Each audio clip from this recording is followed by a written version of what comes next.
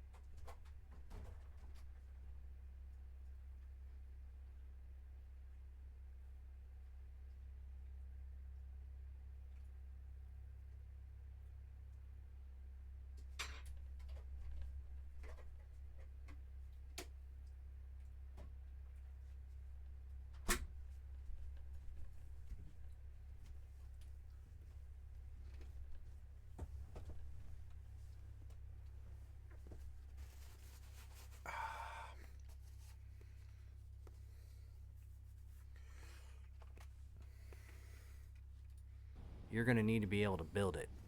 The more options you have for the AI, the better, because if they can't get the exact product from you that they want, they're just going to go buy it from somewhere else.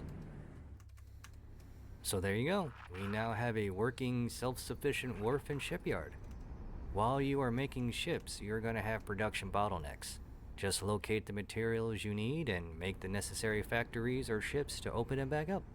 How often this will happen and how many factories of each ware you need is completely dependent on how many ships you make per production cycle. But by this point, you should have a good grasp on how the production chain works, and adding more factories will now be a non-issue for you. And once again, a big thank you to all of you for getting this channel to where it is.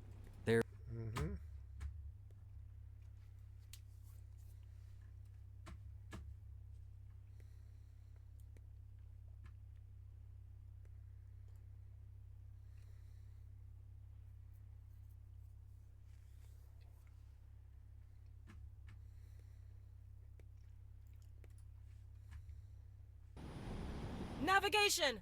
Prepare to dock. Confirmed. Requesting permission to dock. When you need to move things around, medium traders are your go-to vessels, and rightly so. They are such a good mix of speed, affordability, and cargo space that it makes you wonder why you would ever choose to use this big guy. Well, for many of your needs, you wouldn't. But that doesn't mean there is no reason to use the large traders. Quick side note on the small traders. I've only really used them to transport food and supplies for habitation workers, so I don't have a lot of experience with them outside of that.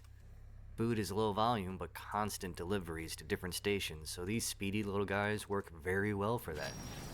These pilots get paid per delivery, and very little at that, so some degree of reckless driving coupled with an unhealthy amount of negligence is to be expected. Successfully docked. Also, it just feels weird to use a bigger ship. Could you imagine ordering in a burger and instead of a car pulling up, this huge semi-truck shows up instead? That's got to be a bad business model. The first time I ever bought a large trader was for research materials. The quantities needed will start to scale pretty high the farther to the right you go on the research tree. Now, I could have sent out a fleet of medium traders, but I didn't want to deal with that. I just queued up a few orders and let the big guy go, then not worry about it for an hour or so. Ease of mind has a subjective value, true, but for me it was worth the additional cost and credits. If your PHQ doesn't yet have a pier, you can have your large trader dump the wares into the build storage, and then transfer to the state.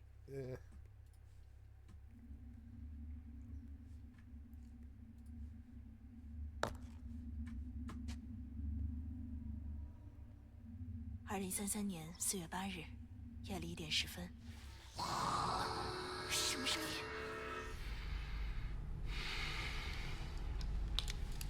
The Killing Antidote is a Chinese survival horror game developed by Metal Star Studio, inspired.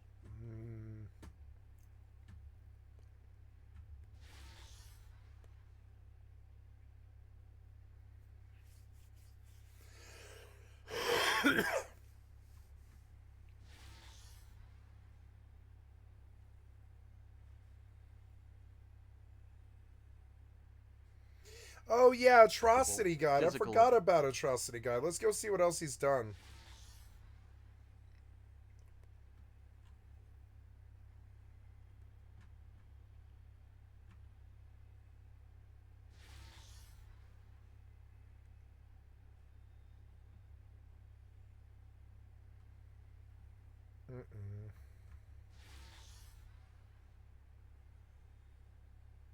Let's do this one.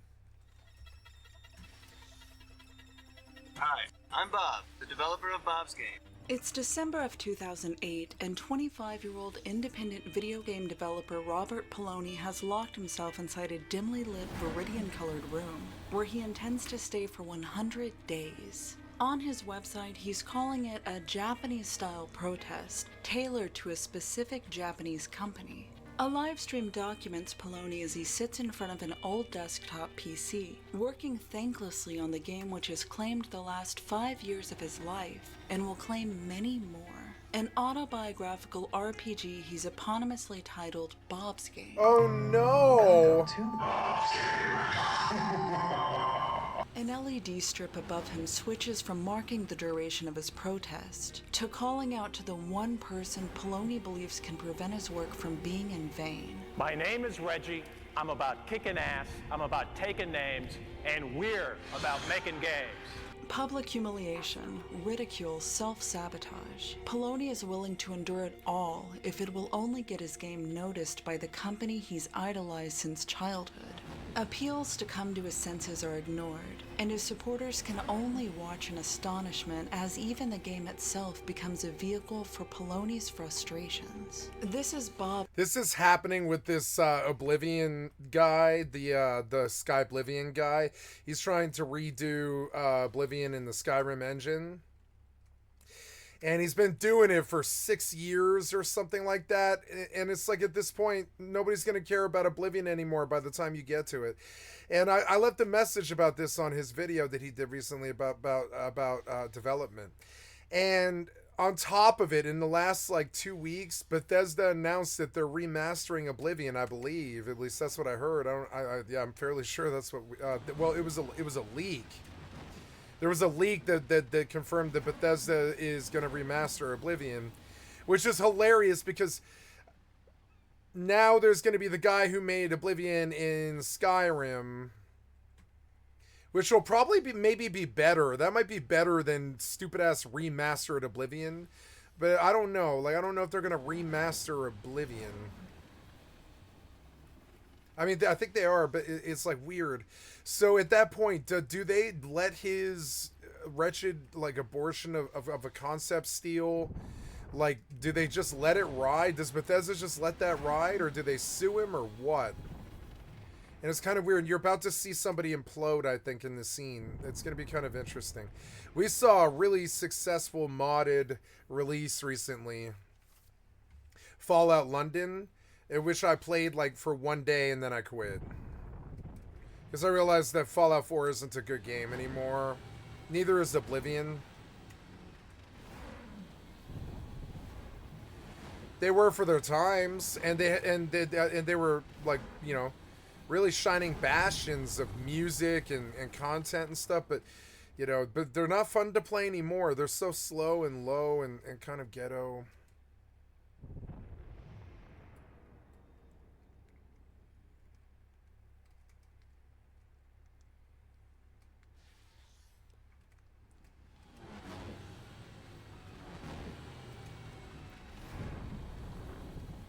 I cannot find crystals. It is so annoying. I actually really don't like the farming in this game, and I don't need to worry about it this much. I can just let the fucking mining ships make money. It's not really the worst thing. I'm gonna worry about Nightingale more.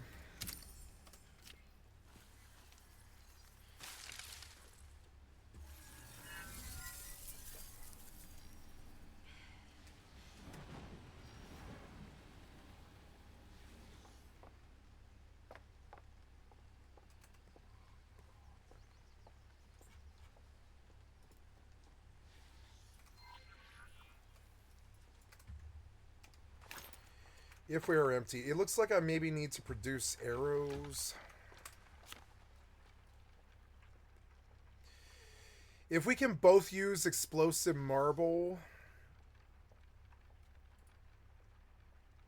I don't know. Does she have explosive marble ammo, and does it matter?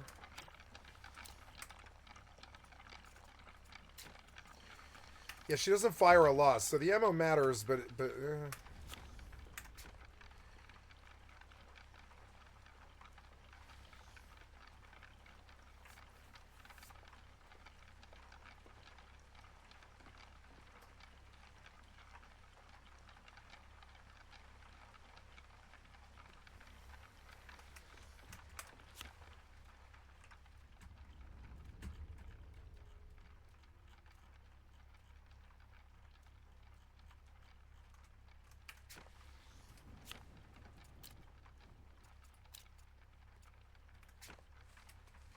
yeah, so make me like 150 arrows.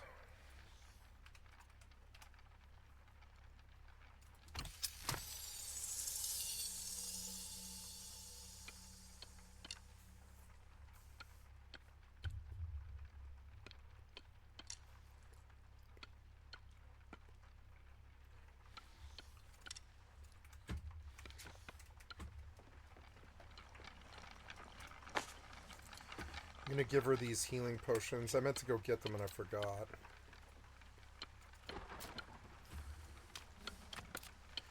I like this game. It has that extraction feel of Rust without all the bullshit of the other players. It's actually really good. The mobs are hard.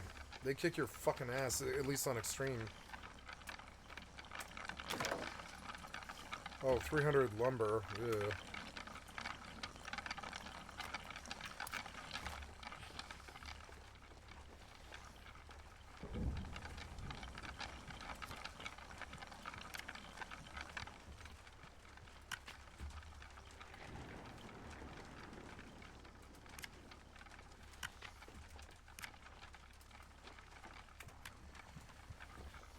I guess I will sleep.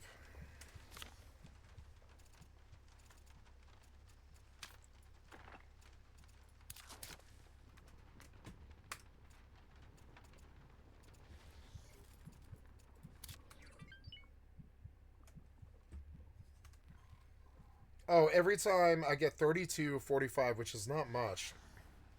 It takes a long time.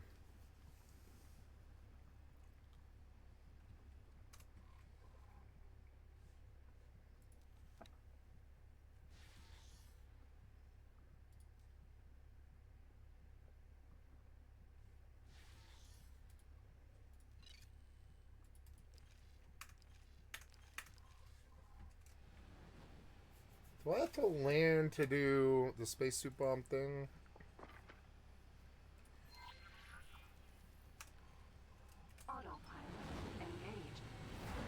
Bob's game, the Nintendo title that wasn't. I am Bob, creator of Bob's Game. Oh no.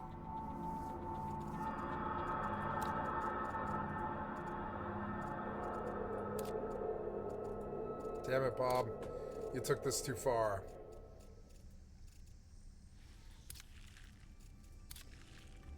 Bob's game seemed to appear from nowhere in the summer of 2008, when a video showing footage from an unreleased game was uploaded to YouTube. A dark-haired sprite emerges from his home, walks down the sidewalk, crosses an intersection Why while would a you car make it waits this for a him to 2D? pass, You did and this in explores a RPG densely Maker? populated town. Buildings open up to detailed interiors. Queues of NPCs line up at cash registers, each appearing to go about their own business. Beyond the city square, the sprite follows a tree-lined path toward a school, all to the tune of an overworld theme reminiscent of the MIDI-based soundtracks of the 90s.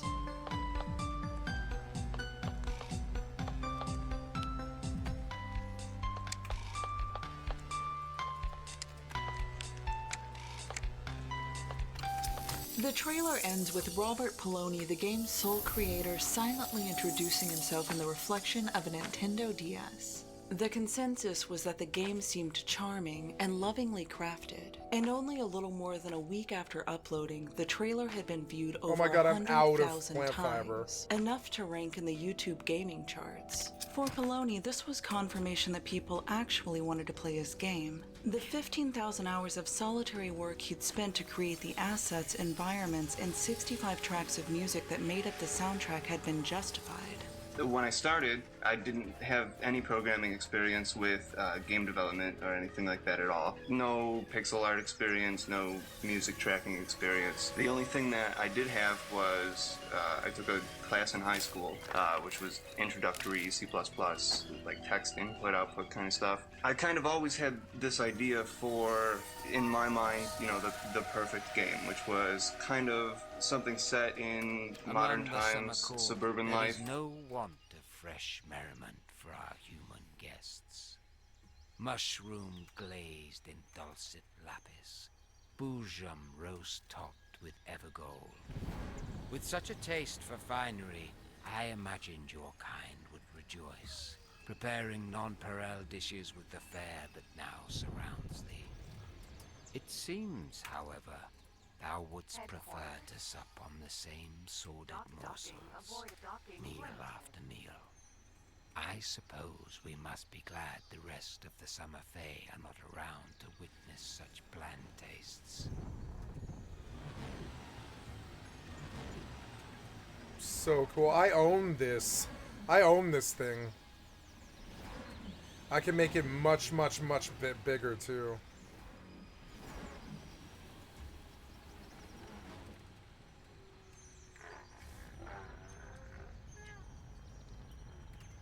Successfully docked.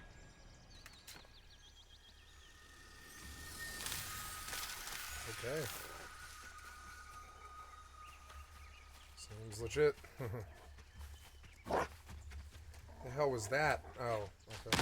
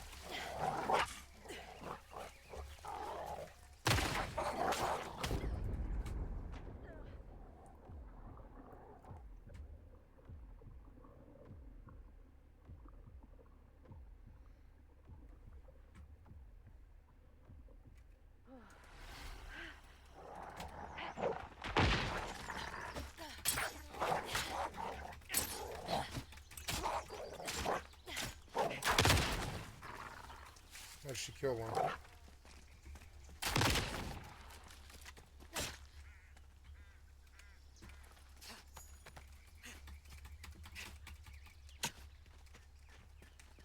I like that it feels like a team effort. I better make her more bullets.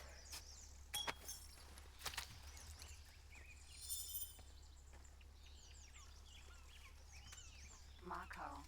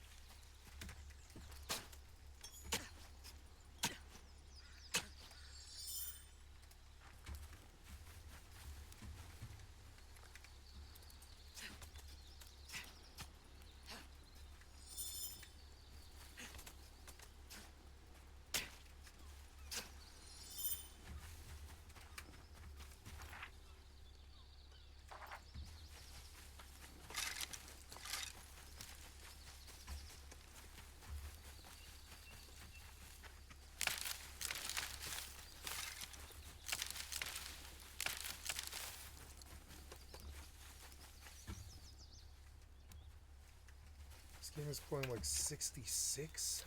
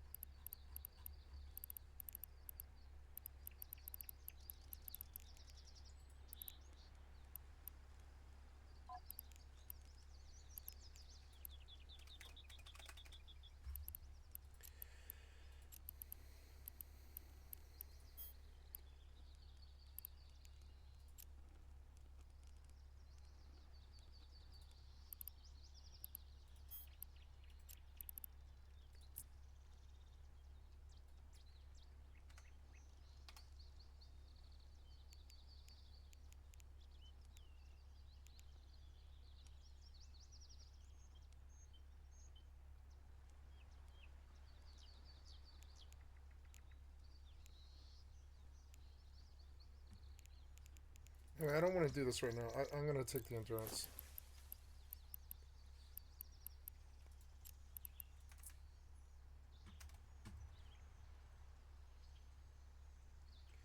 I did get some frames there. Also, yeah, the view distance I don't think needs to be that high either, but I didn't get any frames there. Ultra quality, ultra quality. I did get some shadows. The shadows are good. Shading, post-processing, foliage, effects, and anti-aliasing.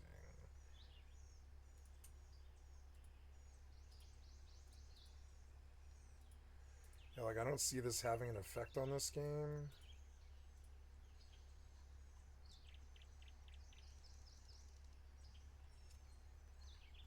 DLSS, DLAA. If I switch it to quality, do I get a higher frame? I do.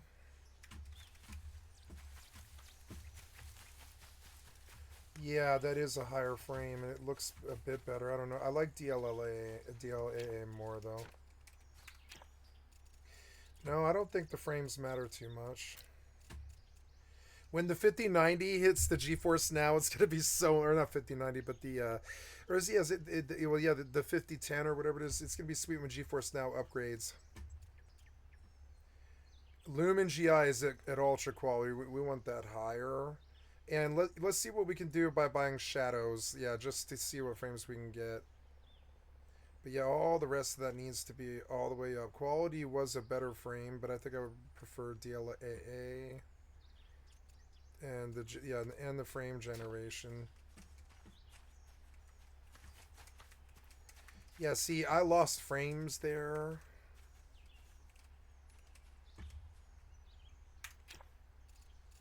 What happens when you put it in like medium, like overall?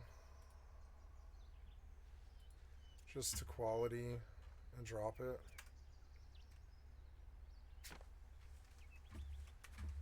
'81, '82. This is a busy scene because of my base. That's also another problem about it. No, I don't think I need to turn this game down at all. I think it's just that I'm standing on my base. I think anywhere else I have good frames, honestly. So, yeah, I'm just going to bump it again. I'm just trying to, you know, acclimate myself to this thing. Let's see what the motion blur is like. I didn't used to like motion blur, but I'm a little bit more, you know, a little bit more open-minded to it. Let's try ultra quality everything.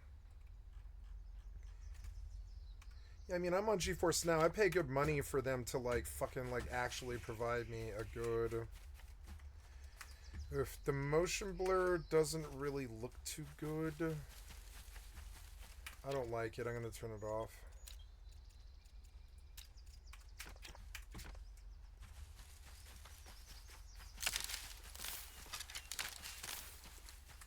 This game has 50 frames. Let's see what happens when I go to the crossways.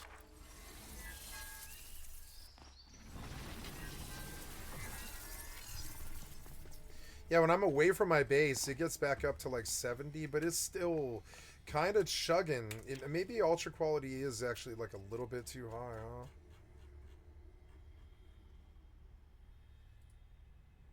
Let's go down to like balanced and just see what kind of frames it buys. In this scene. There, that's much better. Balanced is better, but it's not. It doesn't look nearly as good. And I messed with the frames the other day about this. I think it's actually like the shading. So yeah, it's the shading. So let's go back to ultra quality everything. We'll see how the same scene looks. It's still really good frames. I mean, it's like the frames are fine. Like they are fine. 75 frames.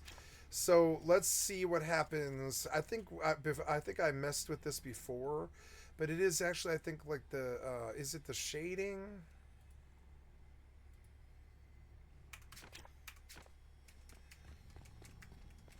No, you don't buy frames there. No, the frames are fine in ultra quality. They're like fine. Near my base, they're a little bit chuggier. I forget which one of these made the frames better. Like, yeah, imbalanced, I got a better frame rate. Maybe I best just run balanced. Is it balanced shading that drops that gets the frames like higher? No, it's not shading. It's something else. Is it shadows? Yeah, I got some frames there. The shadows still look really good. Like, let's go out in the sun.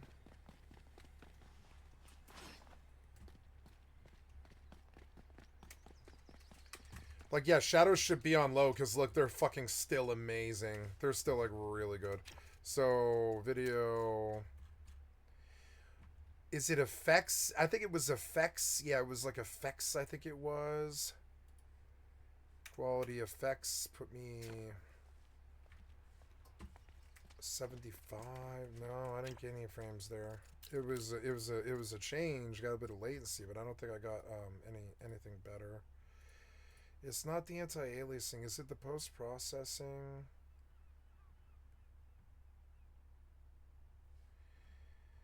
Now I want to go down in quality presets till I just get to something that's like actually good frames. There's 80. Oh yeah, and I have like frames, especially in places that aren't like super busy open meadows and stuff like this with like, you know, stuff going on. And I'm still in a laggy place, I think. I can just warp out if I want. So I'm just gonna take the ride. Oh, that looks awesome. I didn't know you could do that. I'm gonna drop, huh? Yep. Be careful. Oh. Oh. Nice.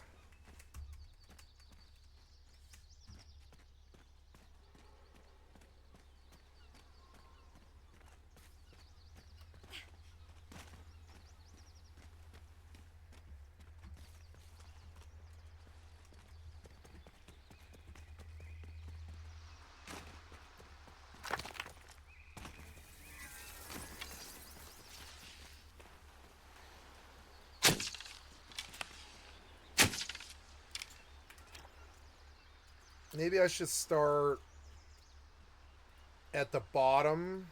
Performance everything. There's 105. The game still looks like really good. There's the frames that I want. Let's bump the things that I want, which would be, yeah, the anti-aliasing. Yeah, I didn't lose any frames there. Yeah, this is probably the best way to do this. I mean, I did kind of, but not really. View distance. Textures should always be ultra quality. The shading should be ultra quality.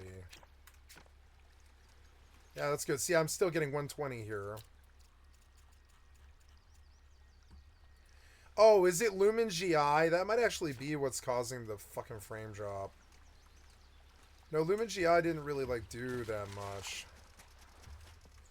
It did drop my frames, though. It did. So, go back to... Well, I want the Lumen GI. But the frames are still good. We'll get effects back to ultra quality.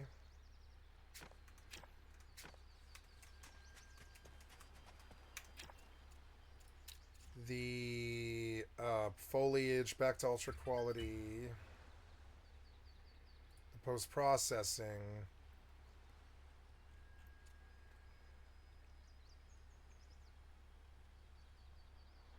View distance. Yeah, and this is a more acceptable frame rate with the frills that I want. Yeah, that's smoother. Like, I was getting kind of a bad latency hit.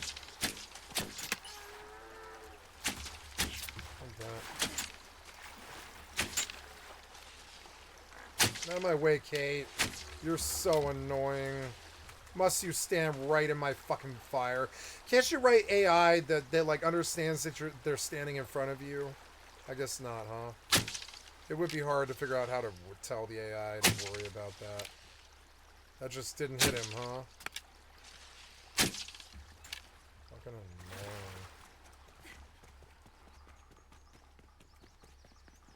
Now see, the frames drop down. I think it's the lumen. It must be the lumen. Because we're like back in ultra quality again, so put me back in on quality lumen. That bought some latency in frames. So I think quality is a good overall setting. We'll just put it on quality and see if we can sit there, and then drop shadows and drop view distance to performance.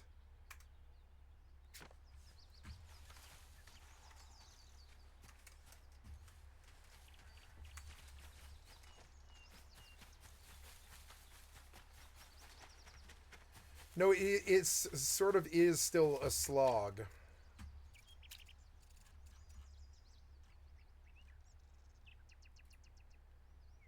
Let's drop to balanced.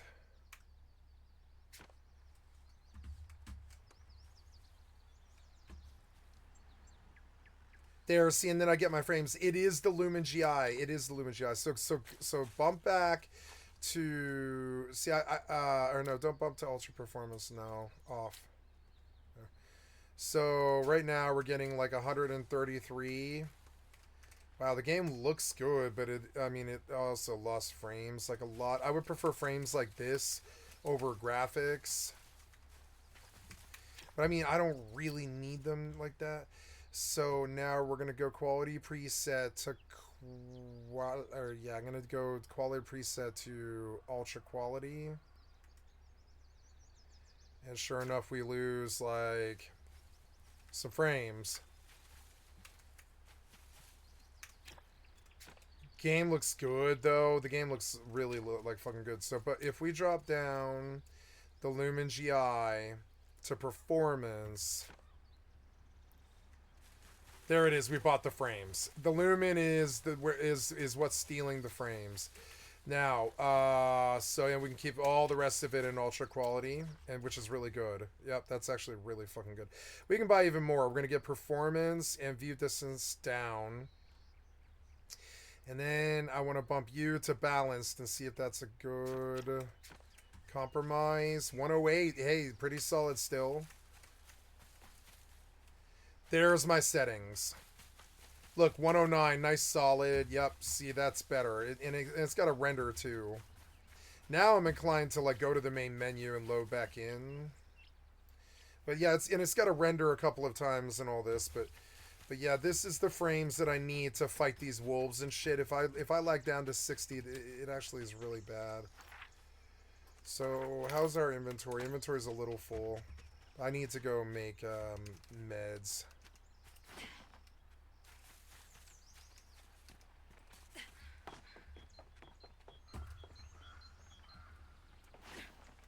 I don't like the shift. I think I'm just going to combine keys and deal with it, honestly. Sprint Q. Crouch should be shift. And dodge should be Q. Yep. And then just see how that works. Yep. I can dodge when I need to. And I can initiate sprint once again by doing that, which is good. Yeah, frames are good. They're like, yeah, they're nice at 107. The Lumen really bites the frames. I suppose the view distance is a thing. If I could buy it, I'll take it. Does view distance not matter? Let's see. I'm at 114 right now. I bump it to ultra quality and I don't lose anything at all. Yeah, the view distance didn't matter. It's all the Lumen. Everything's the Lumen. So Lumen is on balanced and we pull 118. What happens when I bump it to quality? We lose about 10 frames, but the game looks very different.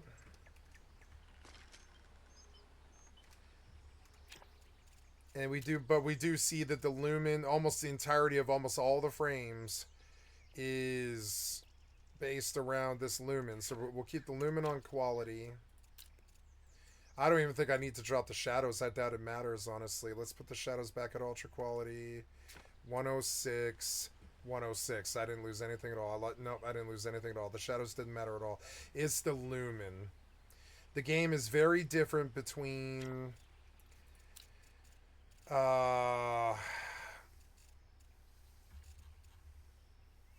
Quality and ultra quality lumen. And you really do lose some frames if you do the lumen to quality. Like if I bite down to balance, what's it look like? It looks about the same. I don't really see the difference. But the frames get much more solid. But low lumen makes the game look a little different. But boy, the frames are a lot more solid. So what's it look like when I drop the lumen to performance? It's like I don't really see a recognizable difference. I noticed that when I was in monuments, it mattered. Like if I go in this monument and I change the lumen, I think it was, this shit looks way fucking different.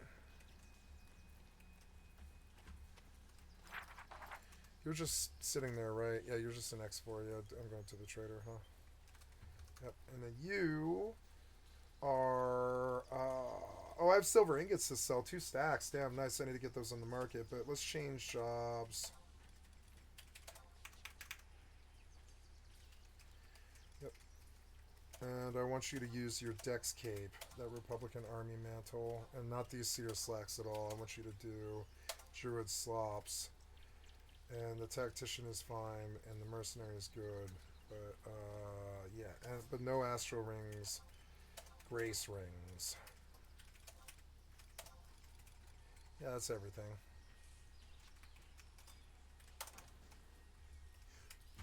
Hello there. Can I help? Here you go. Okay, we have 167 Bandonite crystals for 31,000 credits. That sucks. But there's 181 from the Menaline I got. Oh, I can sell Spacefly eggs for more. But it's stupid to sell 7 when I'm already like 1/3 of a million. Yeah, why would I take 11,000 credits when I'm on my way to a million credits? I think I would rather just farm the Spacefly eggs. That's fine. You know, I watched that video about Spacefly eggs.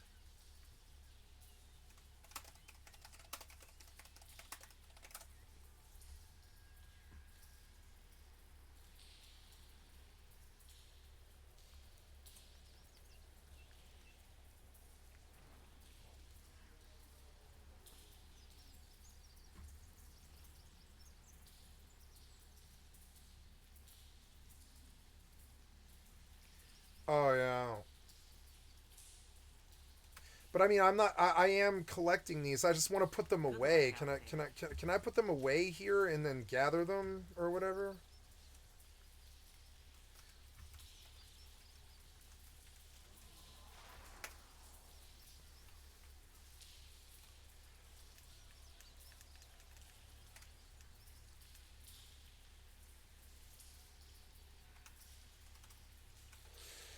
So I notice that, like, when I'm inside, if I turn the lumen down... No, I can tell that the lumen is the problem. I absolutely can. And we should buy other frames, too. With the shadows and the view distance is fine. I don't need view distance in this game. I really don't. So the lumen can be bumped to quality, hopefully. See, look, it's a big fucking difference. It actually really is. And I didn't lose that much frames there. Now it's raining. Rain looks good. See, messing the lumen around, though, I don't think I actually mind the difference of the lumen. I will probably get used to it. We'll just keep it in performance, because I can see that that's where the frames are coming from. And the ultra, yeah, this stuff didn't matter, I don't think. I think it actually is just the lumen. It's crazy. Yeah, see, game really gained really good frames. The game's still beautiful without the lumen. It really is. Maybe motion blur might be good if the frames are actually up. Oh, I don't know. 105 in the rain. And we see that there wasn't that much difference between balanced, 105. Well, I don't lose anything if I'm imbalanced, yeah. Video, 111. But if I go any higher, I start to lose it. So here's where I get my frames all the time. I go shadows to performance and view distance to performance and lumen GI to balanced, or maybe quality. And we pull 106, 105. And while the latency isn't that good, I don't think I need to go that high. Yeah, let's try that. There it is. There's the latency I want. Here's the settings I want. The game's still fucking beautiful. It absolutely is. It's actually really a beautiful game. So, okay. So now we go to the crossways. Oh no, am I loaded up? Yeah, I'm loaded up because I need meds. Shit, I need to go to the respite. Oops. Can I store here? Transfer wares, deployables, ship station wares.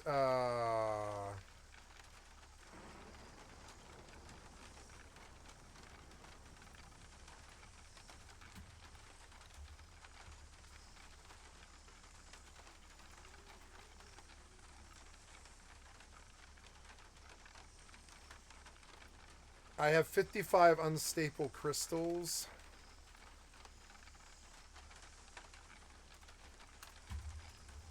Can I help? Here you go. I mean, the spacefly eggs right now are 80,000, but yeah, if I get, what, 3 times this amount?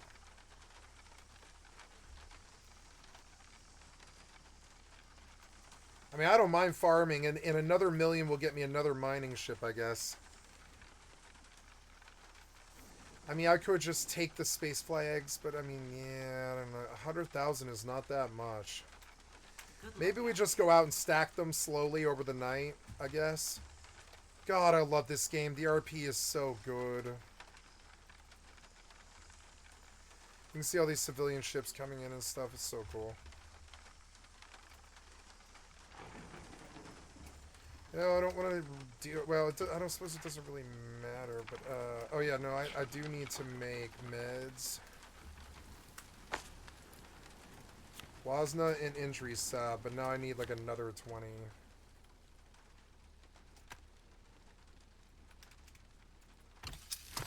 Maybe, like, 60 seconds. There's arrows. That's good. I'm back up on arrows. We can go combine...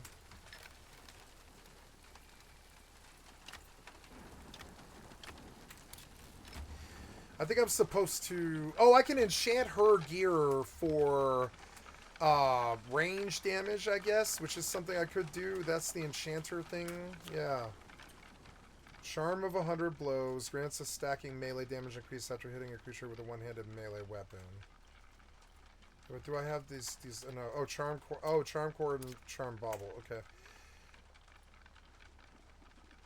Oh, slotted augments. Okay, charm of 100 blows, charm of endless fishing. Hunger drain while fishing. How do you fish? Have I not reached fishing yet? What's fishing in this game?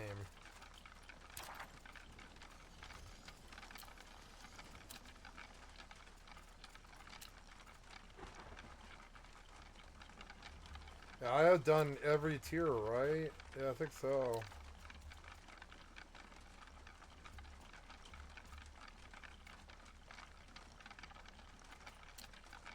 I don't see a fishing pole. Maybe that's a T2 thing.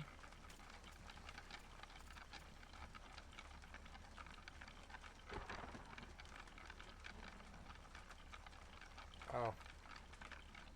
I don't see a fishing pole. Oh, there it is, there it is. Refined fishing rod. Oh no, I do have simple fishing rod. Okay, okay. So make me a simple fishing rod then. Oh, this game has fishing? Cool, I didn't know that. So Simple climbing pit, simple sing bow, simple hammer, torch, simple mining pit, simple sword, sheath, water. Where is the simple explosive grenade satchel?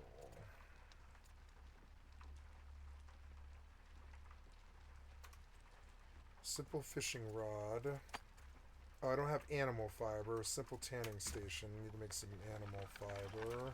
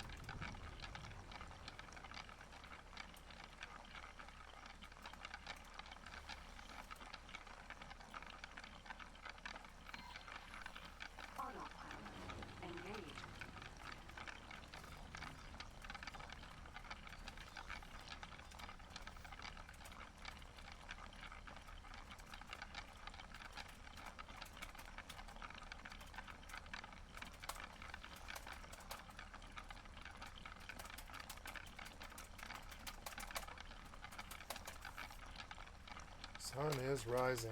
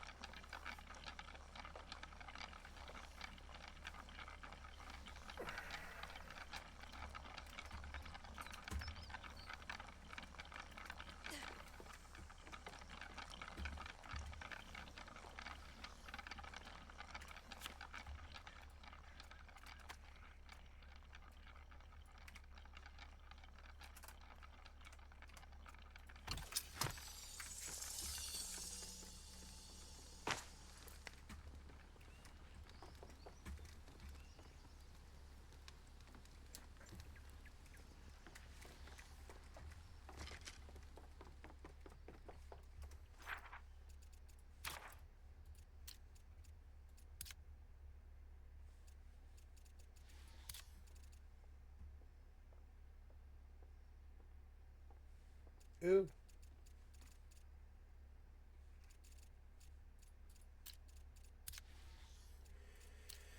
Yeah, I'll have to start going to get tier 2 stuff.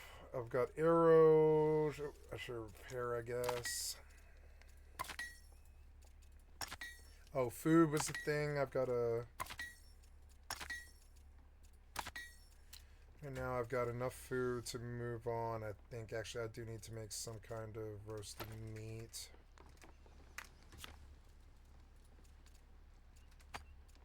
Yeah, I'll take, I don't know, 25 of them or something.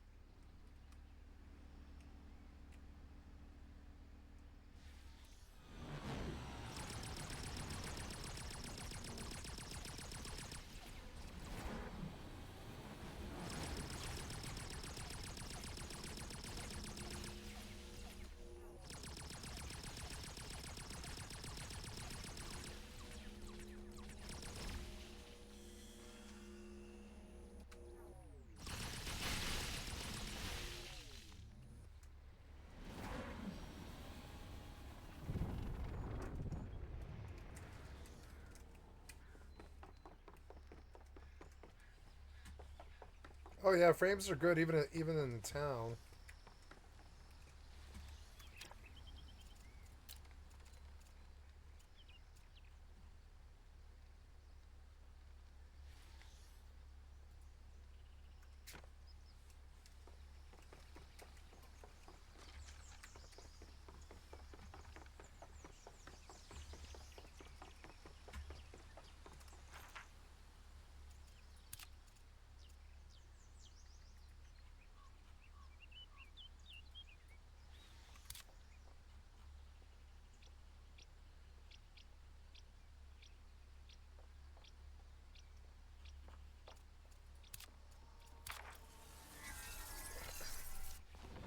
Oh no, wait, do I need to lose something? No, I have meds. Oh, I could enchant her set, I suppose. That is something I could do. I suppose that's something I could do before I leave for the second zone. We'll go back to the respite one more time and work on the enchanter's table. Oops.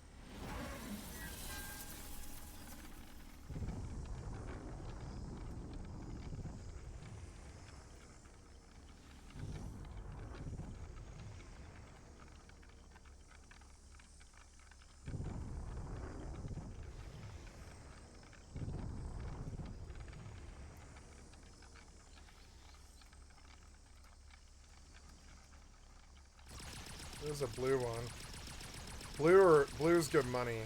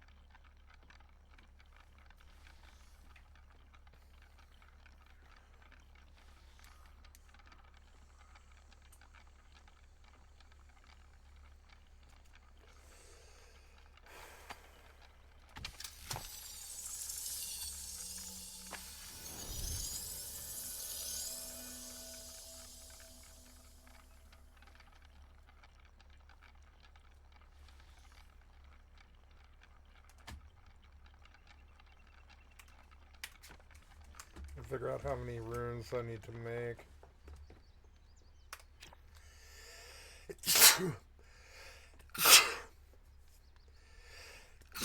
Excuse me. She has 1, 2, 3, 4, 5, 6, 7.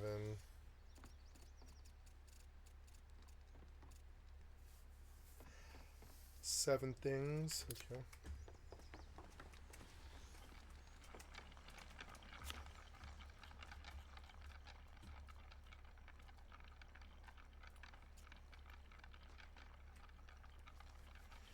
Well, let's make her hurt more, I guess.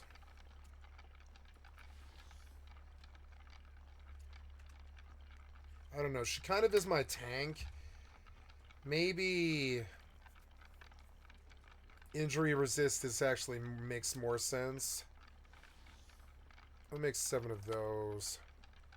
I don't care about her damage.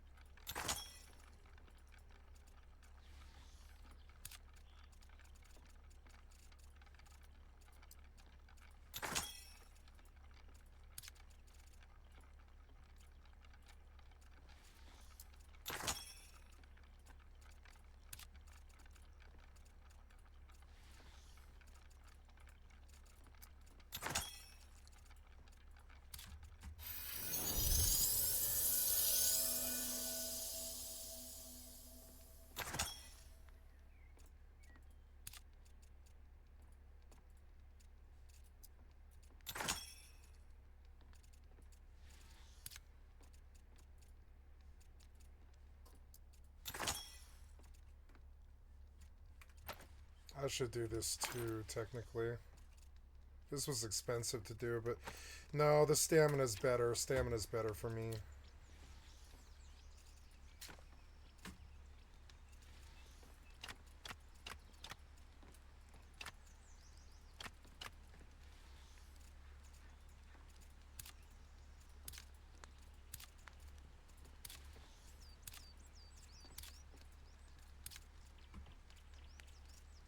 Better.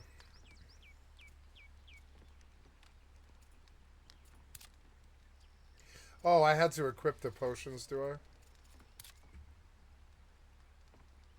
Oh, her gun. Where's her gun at? Yeah, where's her gun at, huh? Oh, I have it. Oops. So I missed one.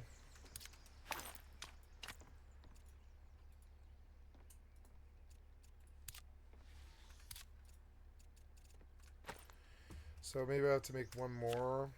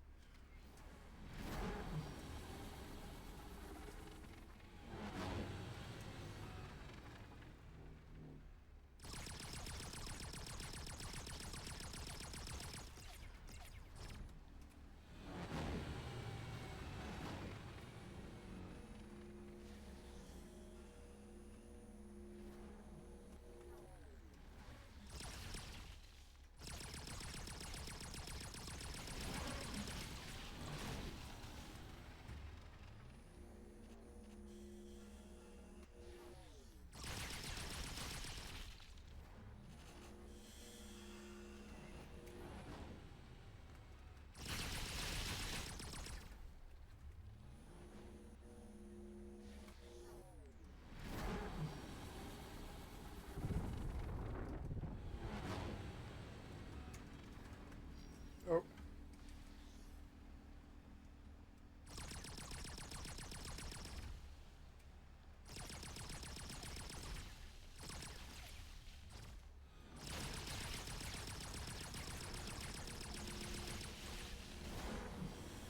I guess scan mode does make it easier to see them.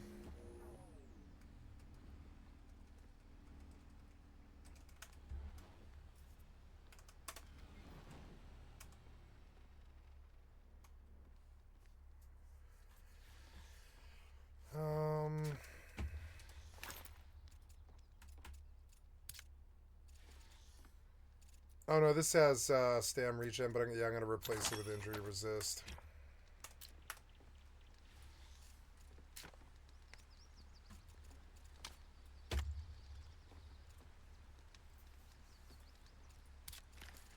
Okay, there she goes.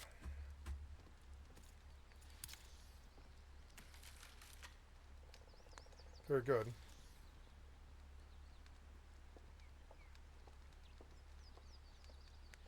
Now I've got 26 boots and she's got 17. Oh, because she's wearing shoddy, rough-hewn boots or whatever.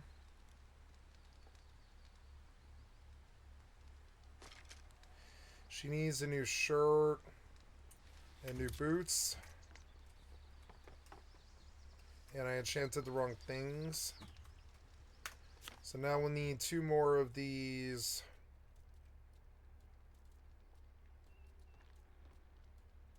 Injury resists. Okay, then oh, lots of lumber. Then gotta come here. She needs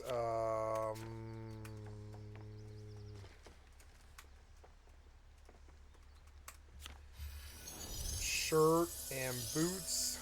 Which one is it? Is it this one? Yeah, it's this one, right? Yeah, 23. Yeah, it's a shoddy, elegant shirt.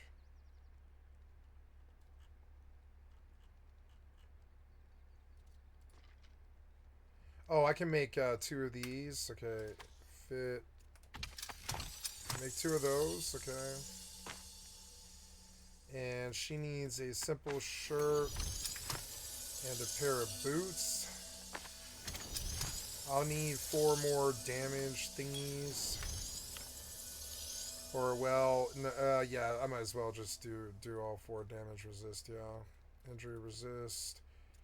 Craft.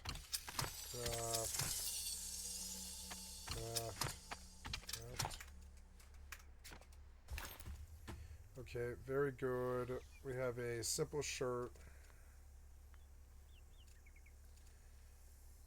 And a simple hat that wasn't as good as this simple head rat. But that's still better than... No, I don't think that's better. I don't think any of that's better. 20... maybe that simple shirt is better. Where are you, Kate?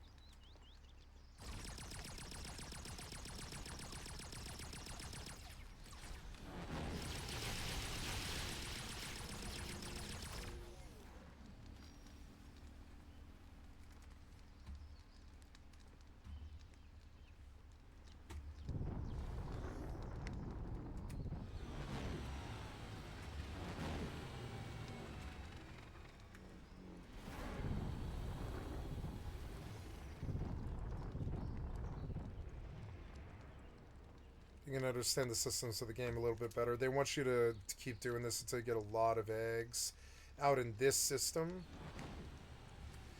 And then you trade for 1 million, which gets you like another big chunk towards the upgrades you need for the ship. And I didn't know, so I've lost like, I don't know, 10 worms or something. I should have reached another 1 million IS that I didn't reach. Fucking annoying.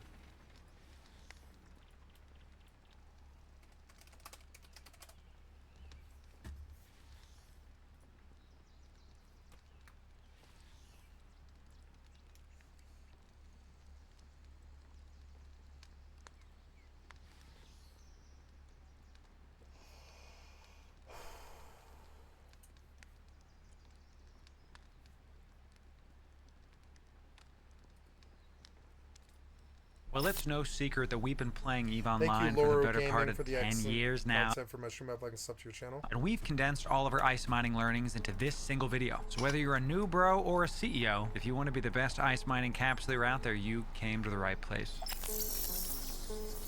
Ladies and gentlemen, Loru here, digital advertiser, EVE enjoyer, for the better part of, you know the rest. And we're going to start with some of the most important things you need to understand, and that's your skills. Now, there's a couple skills that rise above the rest when it comes to ice mining. The first one's pretty obvious, it's ice harvesting. You need to get this to 5 as soon as possible. Every single rank of this is going to make you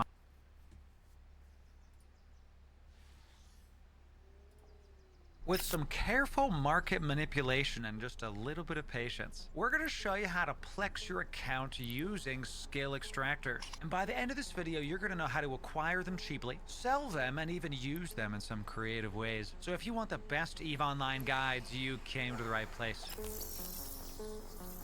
Ladies and gentlemen, welcome in. Loru here, digital advertiser, content creator, and EVE enjoyer for the better part of 10 years now. And my first point is this. If you are buying skill extractors from inside of the EVE store or on the EVE Online website, you are literally spending too much money. You can go in-game to the New Eden store, to the NES store, and you could search up skill extractors and buy them from in here. You will overspend on skill extractors unless you are using the Marquee Dragon store and using my code at checkout. The code is code Loru, ladies and gentlemen, and here's how you do it. You come down to the skill extractor, you press add to cart, you go to checkout. On this gift right here, you press LORU, you press apply. Once you do that, you're going to see your discount here. Now, I know it's not a very big discount. It's only a couple percentage points, but hear me out. The same items you're already buying in the EVE Online store, I offer you for cheaper than you were already buying. And to really sweeten the deal, as of the recording of this video, there is a massive skill extractor sale. You literally get 2 for the price of 1.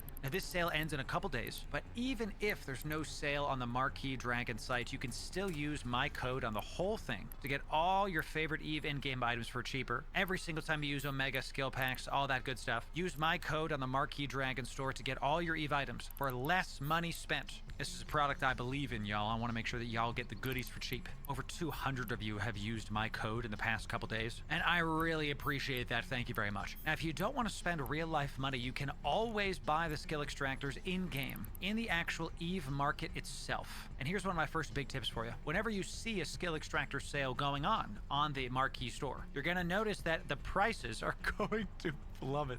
In-game. Oh my gosh. So these have been going for 550 million ISK a piece, and the price has dropped 100 million ISK in a day. But let's zoom out here and just see how the price trend is going. So we see the prices were about this much this time last year, and it went down to 0.35 billion. It's the 18th of April right now. So the prices could go down even more. We'll have to see. But my point is you can buy these in-game, and if you do, buy them from buy orders to save yourself some money. If I just want one of these skill extractors and I press buy this type, you're going to see that this price matches the sell order that's right here. Sell orders are people that have the skill extractor in hand and say, hey, give me ISK and I'll give you this thing.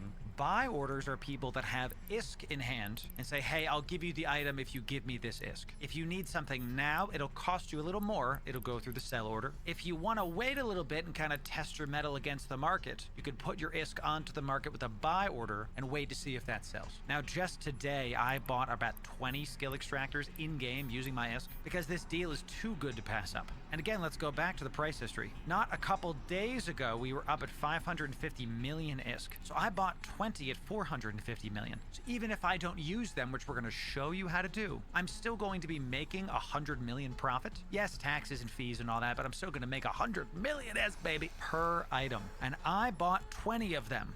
I do believe my math is correct. That's a 2 billion ISK. A 2 billion ISK profit in one move, ladies and gentlemen. So even if you're not going to participate in the actual real money sale happening on the marquee site, this is a marketing opportunity if you've got some liquid ISK floating around. Our next point for you is that Plex, when these skill extractor sales go on, the price goes up. You can buy skill extractors with Plex inside of the new Eden store. You see here it's about 20% off. And again, don't do this because it's better on marquee site. People see this, oh, I can buy skill extractors with Plex, and they start dumping their Plex into the market. This causes a price hike, and even though it doesn't look like it's very big, you can see that we've been averaging around 4.91 million, and now we're up to 5 million in a single day. The point here is if you see one of these skill extractor sales and you have a bunch of Plex, put your Plex up in a sell order. It's almost guaranteed to go, and you'll get some extra bang for your buck that way. My final note on market manipulation of the skill extractors, no matter where you're buying them from, don't sell them right now. Like if you're watching this video and it just came out, do not sell them yet. Wait, let's look at the timings of the last couple sales. The biggest sale of the year was right here. Looks like it was in June. The price is leveled back out.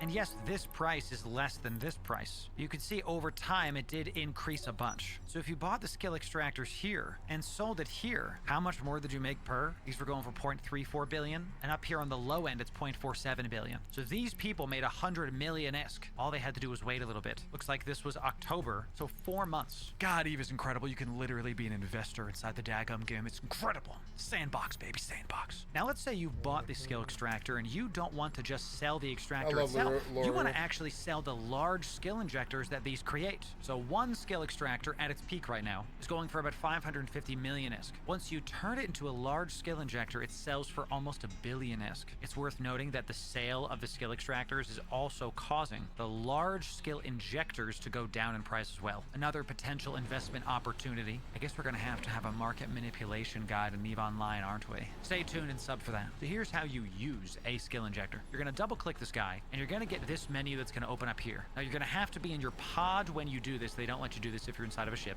Now you have to choose which skills you're going to extract. Now I'm on my main right now and I don't really want to pull off any skills. I use basically everything on this single character. But what I'm not flying right now, a lot of or even any at all, are Eden com ships. So if I have like a solid month where I'm like, you know what, I'm not really trying to train up anything right now. I just want to make some extra extracting some LSIs.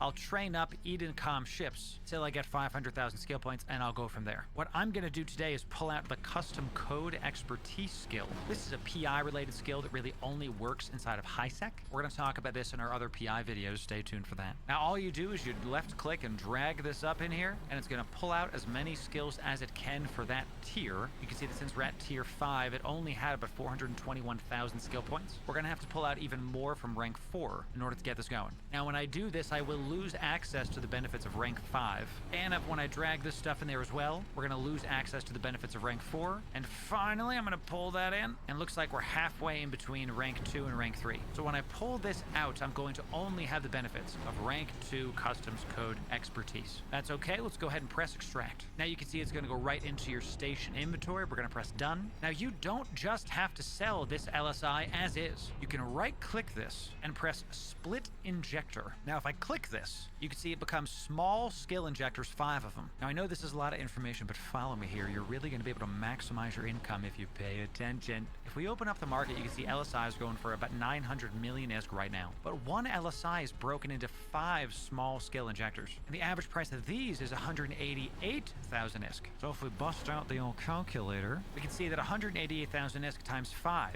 is actually more than a single large skill injector is. So what you want to do is check both of these. Are you going to sell small skill injectors or are you going to sell large skill injectors? Typically, my small skill injectors sell more and more often because the price point is lower than the LSI. It's more new player friendly. So you're going to sell these more often. Now don't worry, you can always right click this and press combine injectors. Now it's back into being an LSI. Just in case the market decides to fluctuate on you and you're like, oh, the LSIs are more expensive now. Oh well, nope, you can just recombine them, call it a day. So besides selling these, what are the other use cases for Odd. this? Well, the first... So I'm seeing a couple of strategies here that I was kind of neglecting. One is to start pulling lots and lots of skill off of my alt and then hypernet the large skill injector and then just have her train to 5 million again and have her be the one training on the account.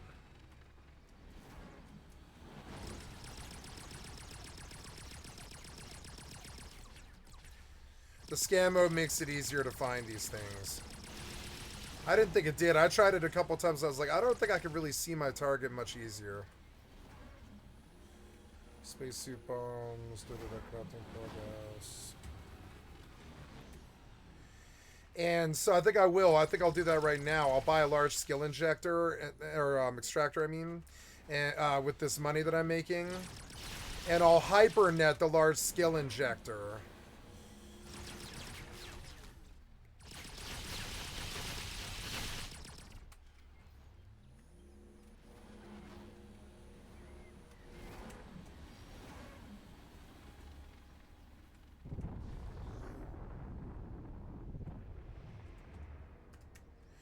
I think I'm understanding the mod and the system better. So, oh yeah, I'm able to find the crystals easier now.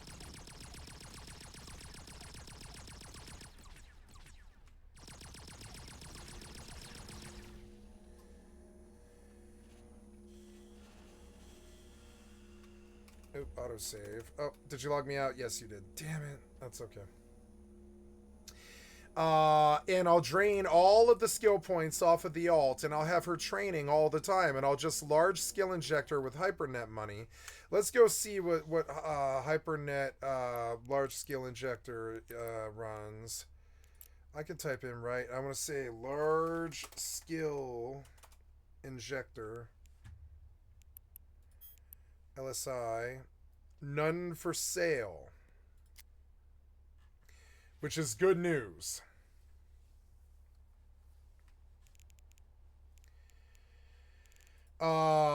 Let's go look at the market. I was very surprised that they let me fly this ship. I guess I can take a prospect out, though. I could take a prospect out, I suppose, and try to make some money, right? I think so. I can just board this ship, right? Can I turn everything on? Yeah, I can. Oh no, I can't turn on the warp core stab. Unfit.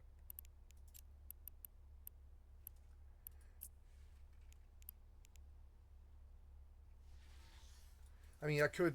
I mean, yeah, I can make the money with this. Yeah, I mean, I don't want to get caught, so I just try and leave. We'll go with mining a laser upgrade 2 on this. That's okay. And we'll go out in a prospect since I can fly a prospect. This is the most money I can make as a Plex character.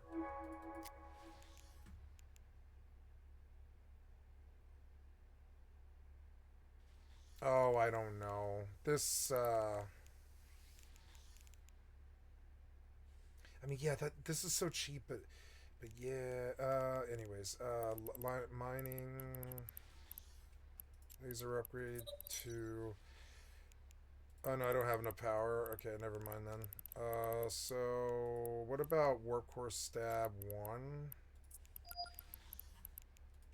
What's that sound? Oh, I've got the scan on. Yeah, I've got the scan on, yeah. So I'm getting it now. So you scan, and then you go to the ones that have purple on them.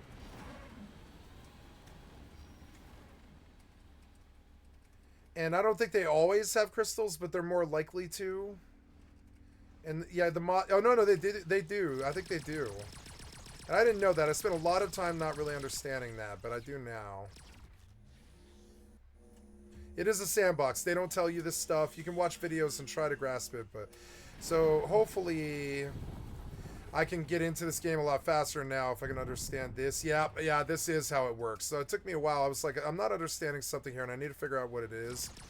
And instead, if you turn on the scan mode and you go to the purple ones, you'll always get crystals, and you'll always get well, you don't always get, but you're likely to get space caviar.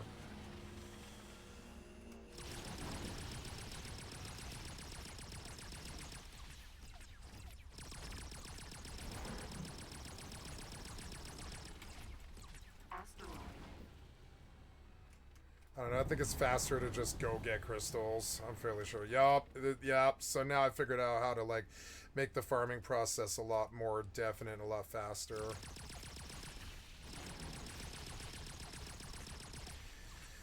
So now we save up to, like, 2.5 million or something like that, and we buy the best mining ship and get that running. Oh, shit. No, don't leave. Don't leave. Oh, I need those things. I need them. I need them. Where are they? Did I get them? I don't think I saw getting them.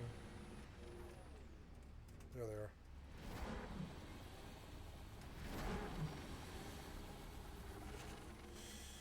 There we go. Maybe if you pop the meteors that have the crystal on it, maybe they give you caviar, because caviar is the real money, and you need 25 of them. Or maybe it's just you pop 25 crystals, you get 1 million. That kind of sounds a bit more like the foreign developers that I know. Yep, look, I'm finding crystals really a lot easier now. I was like, the scan mode doesn't make them look easier to see, and it does.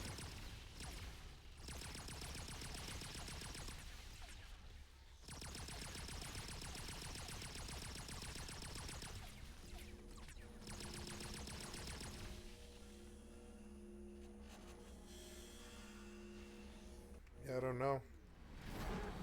Maybe the small ones with, maybe the small meteors with crystals have, are like, they drop caviar, maybe? I don't know what the ethos is, but I'm gonna, like, fucking find out. This game is already far more fun than these other games that are trying to do this.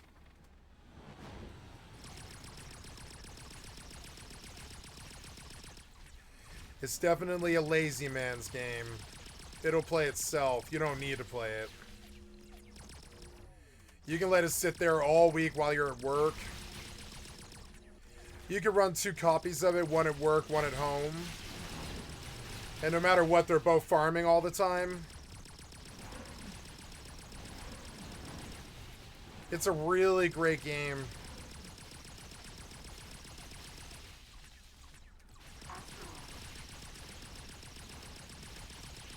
Maybe the crystal itself is the caviar.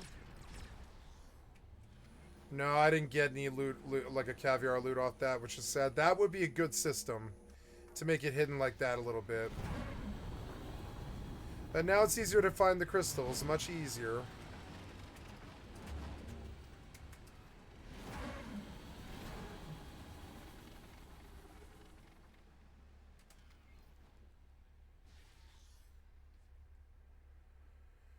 see where this crystal is.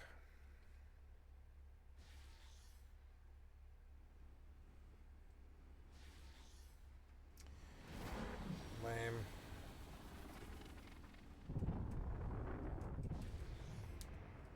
Oh, there's a crystal.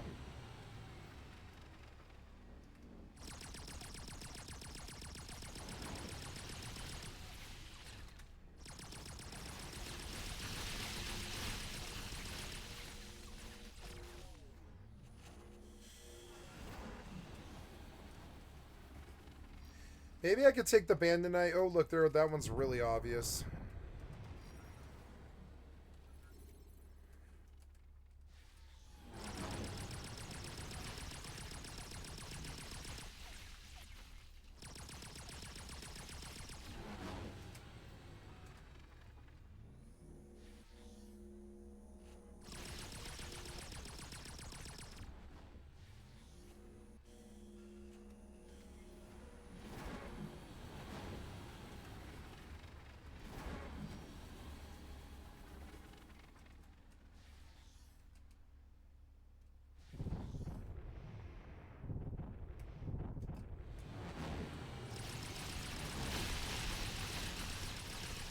I could make a video about X4 and I could get some hits.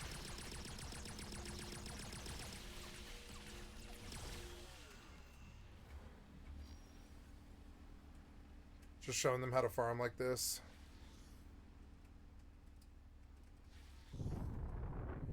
Because it's the most frustrating thing about the game, and it's like the barrier entry. If you can figure it out, you can play the game. If you can't, you can't.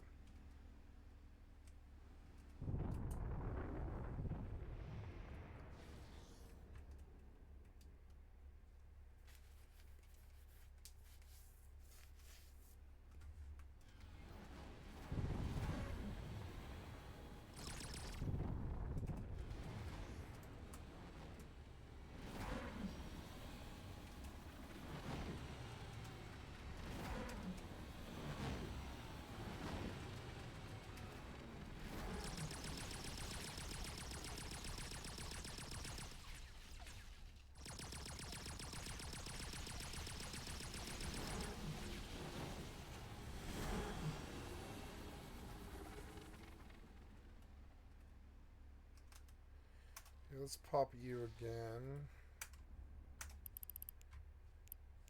Yeah, I'm looking for Warp Core Stab 1. Will you let me do this? Oh, you will. Okay, good. Well, I mean, one's better than nothing. Yeah, give me that. Need this Warp Core Stab 1. Fit to active ship. Yeah, the endurance. I'm sorry, the prospect mining is like the best I could do really here. Maybe they're all out doing the Nexus event too, which would be good. It wouldn't let me ice mine. Can a Venture fit an ice miner? I don't know. Yeah, and then I have like no mids on this.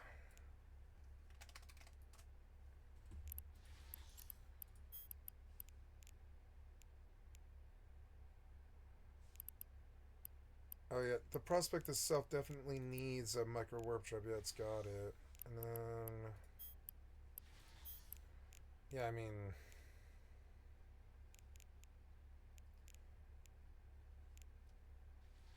speed transport. This thing fucking, yeah.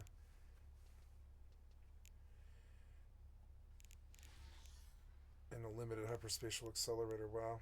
So, well, all right.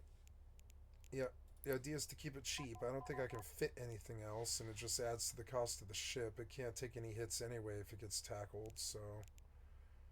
Yeah, this thing's got no EHP. It'll just die instantly, which is fine. The whole point of it is to keep it cheap. Okay, so did we insure? I can't remember. Nope. Okay, going out in a prospect to do some Poshfon mining, since I can't go out to the endurance, the ice event. But first, also, I gotta make sure I've got the Cladistic. I do. Okay, we're going out. Gotta make sure I don't have anything like a clone in. I suppose I could put in like an AUG, but I don't think it really matters. So I'm just going to go out. Wait, maybe I should LSI first. Maybe I should do that. Put the LSI on the market first.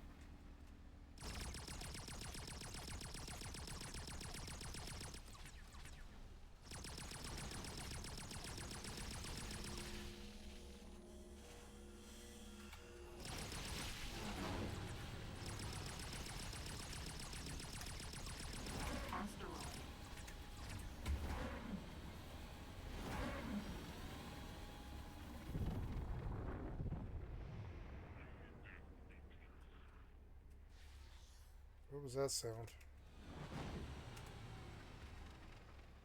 Queensguard. KHK Queensguard. Start guidance to object. He's harassing something. Engaged.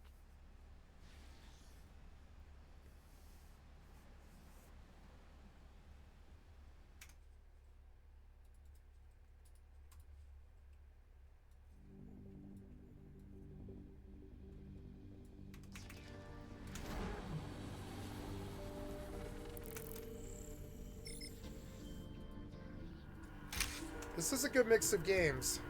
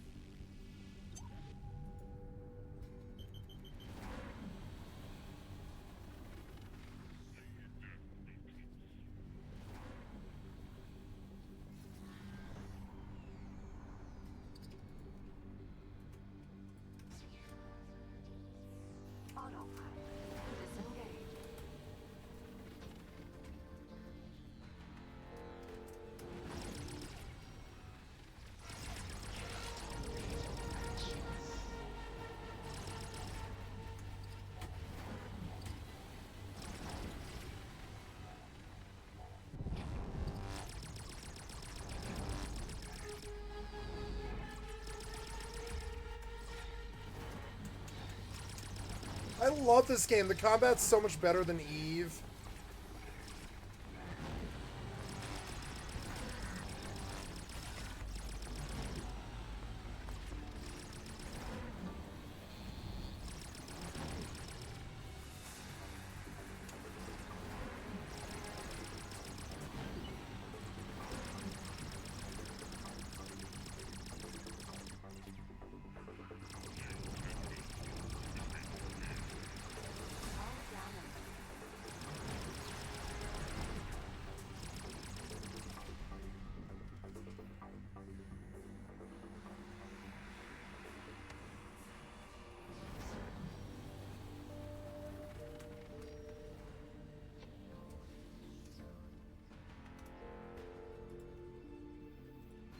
Go repair my ship.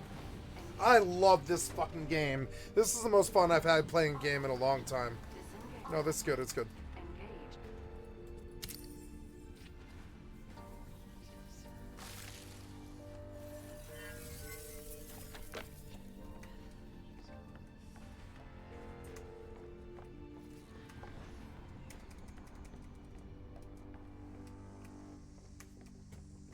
Autopilot disengaged.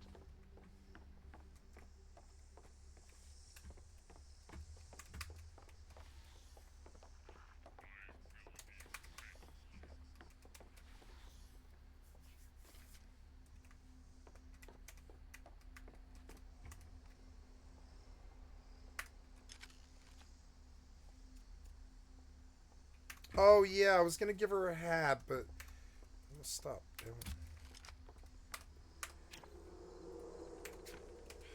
I made these hats, but I don't need them.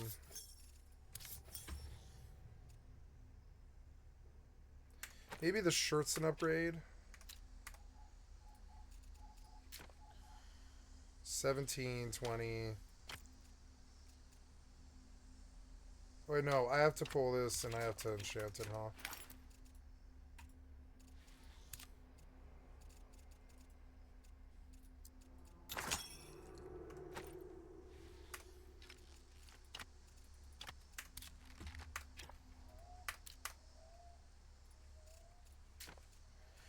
Okay, she's optimized now.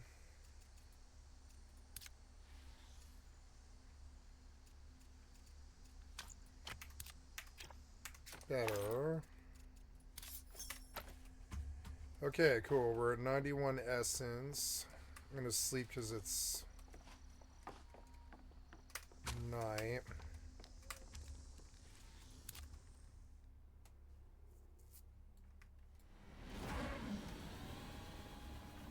Docking granted.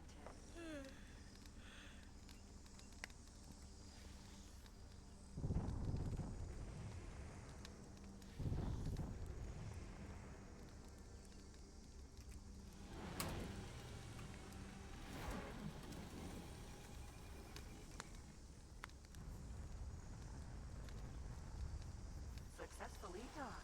Oh, I can't repair here? War for equipment dock. Aw. Lame.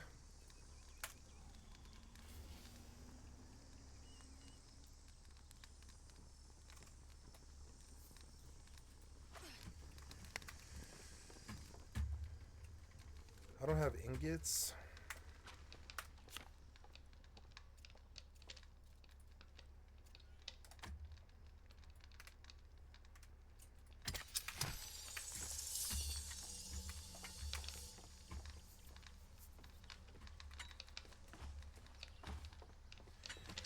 Oh, maybe I'll go mining, I guess.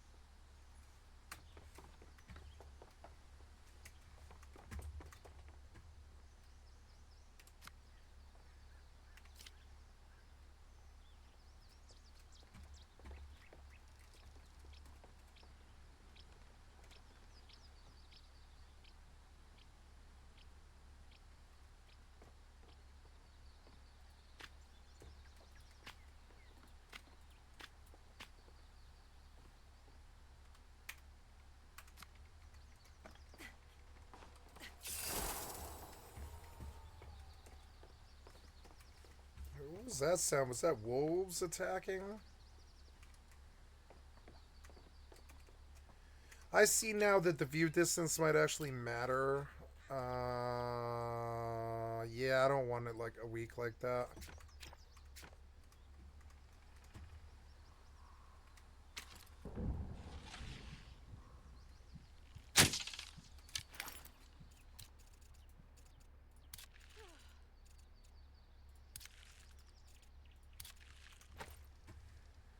Oh, since I'm thinking about it. No, I'm gonna just go mine. It's fine, and I'll pick up food when I'm ready.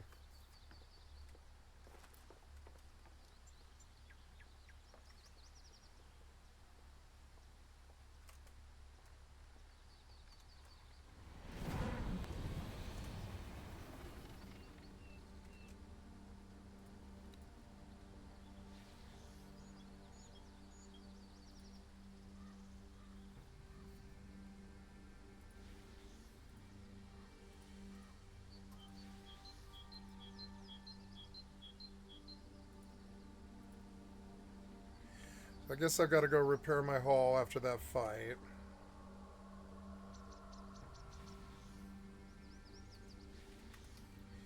This is not as easy as it sounds. I guess I go back to Aragon because I'm not that far. Yeah, there's nothing in that system at all, so We'll go back to Argon Prime. That's fine. It's not that far. We'll go to the wharf and we'll repair.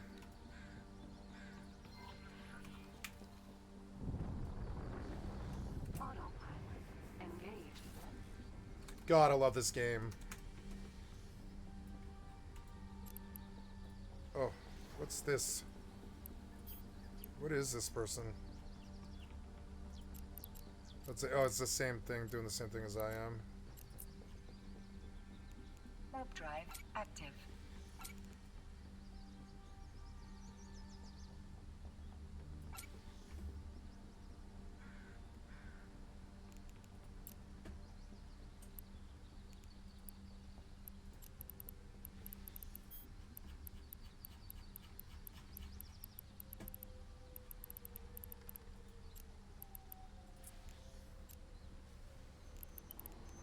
Entering system. Morning Star.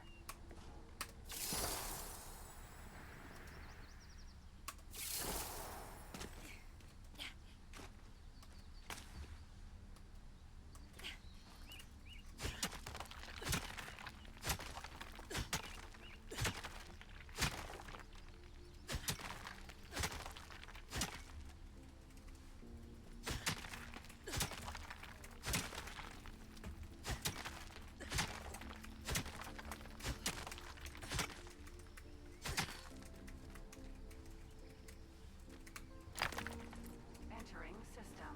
A tick bus choice.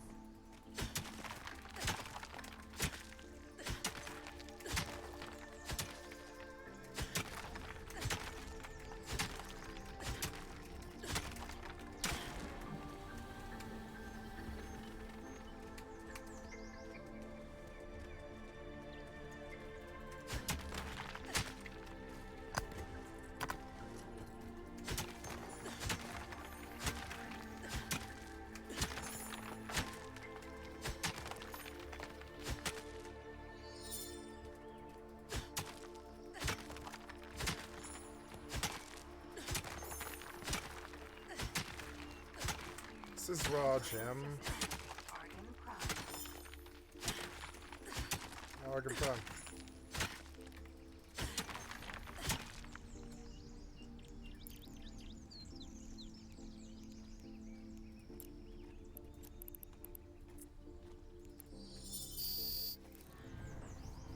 Autopilot disengaged.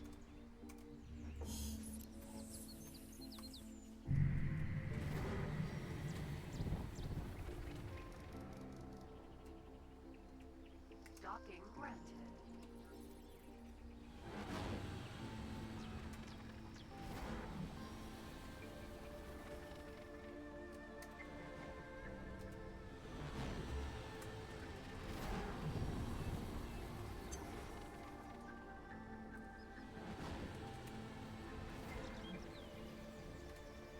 Civilian ship A.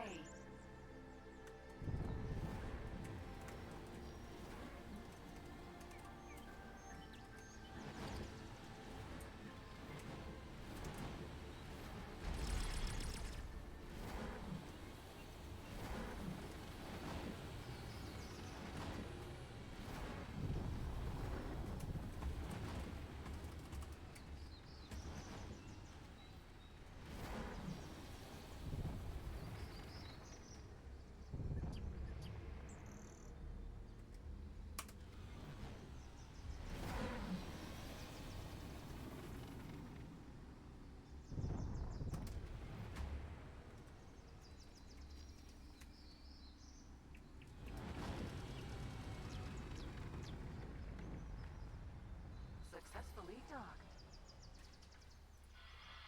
Welcome. Welcome.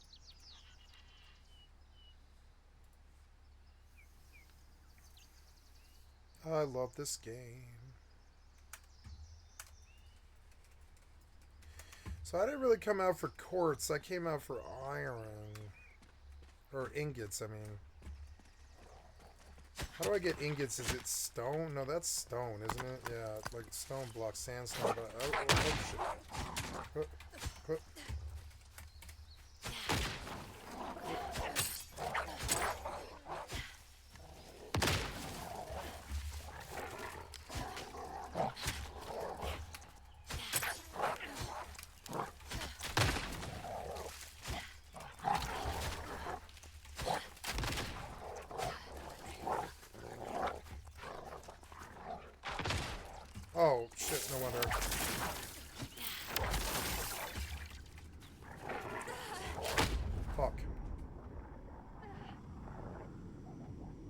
Hurry up, Kate.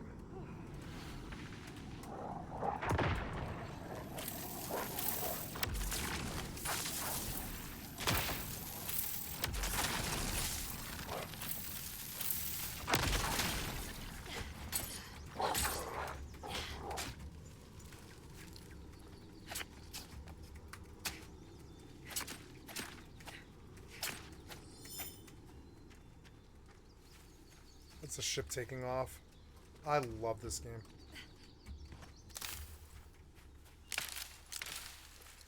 We kill 3 wolves, but I don't remember where the corpses are.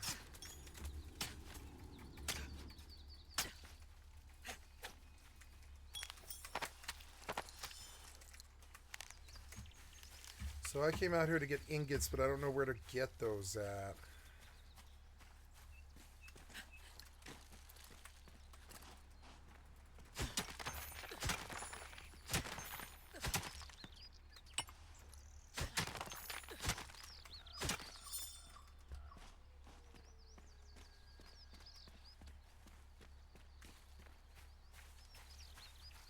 I mean, yeah, it's productive, I guess.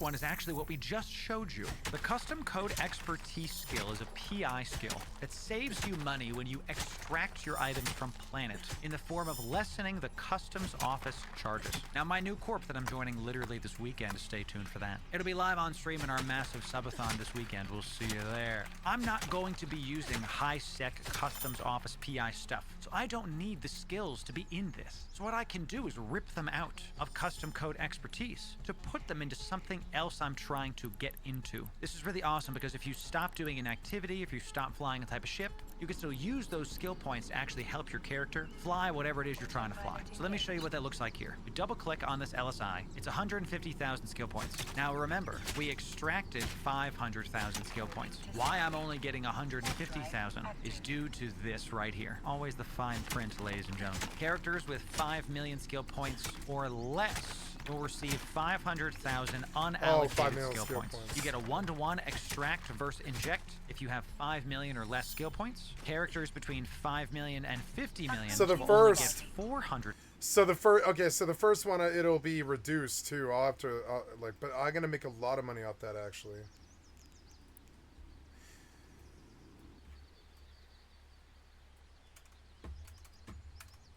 Autopilot jumping.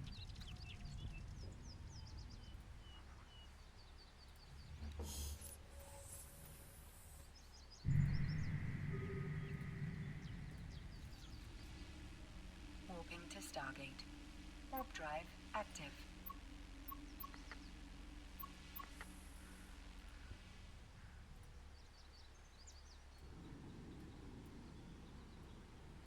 I'm learning now to just buy stuff when I get there. Yeah, I love this game.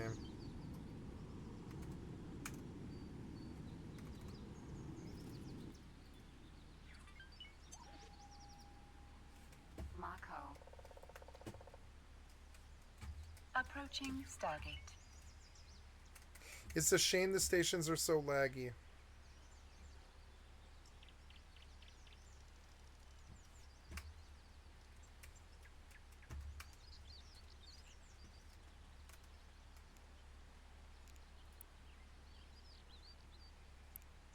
Autopilot jumping.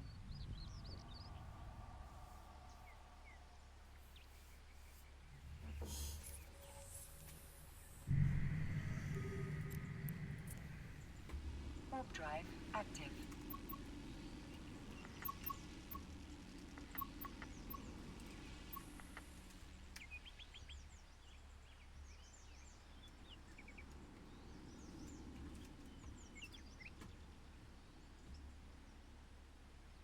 Oh, you can visit the ship dealership? I didn't know that.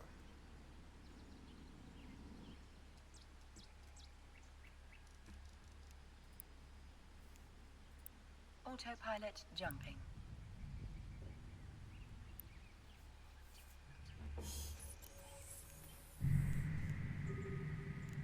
Autopilot disabled. Warp drive active. Large scale injectors.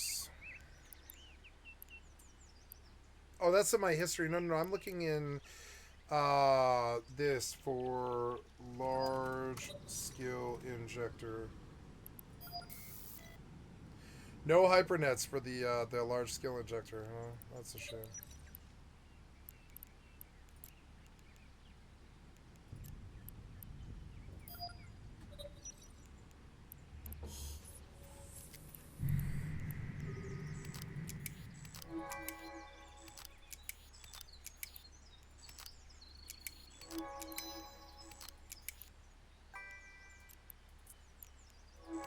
Warp drive active.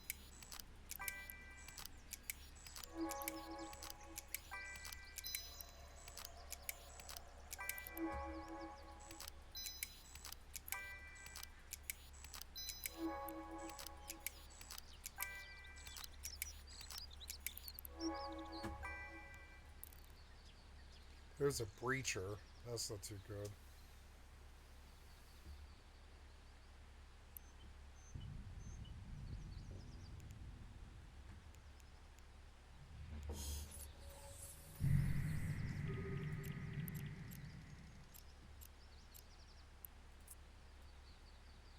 Warp drive active.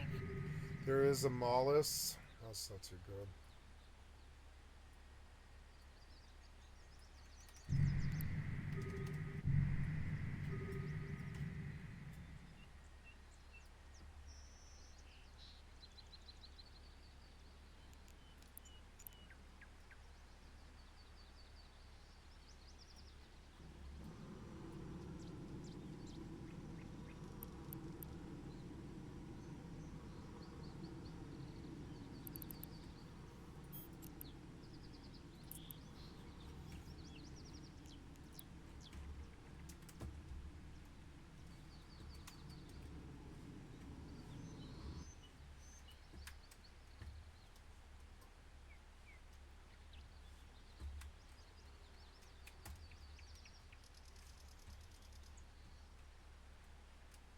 Hello there.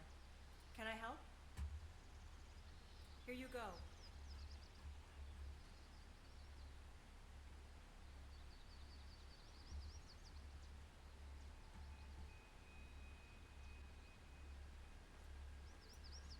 $352,000. 658.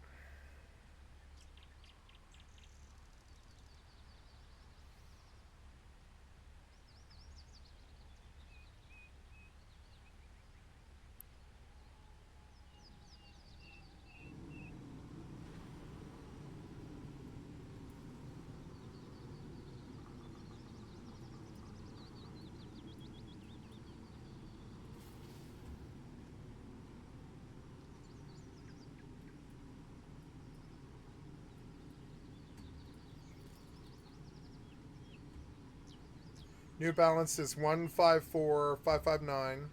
Good luck out there.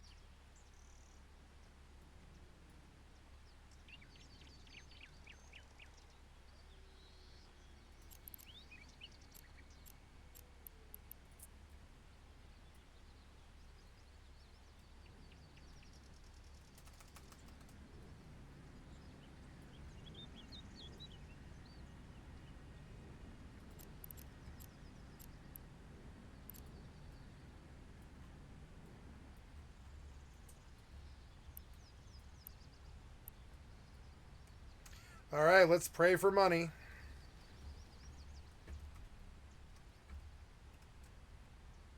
Can I help? Good luck out there.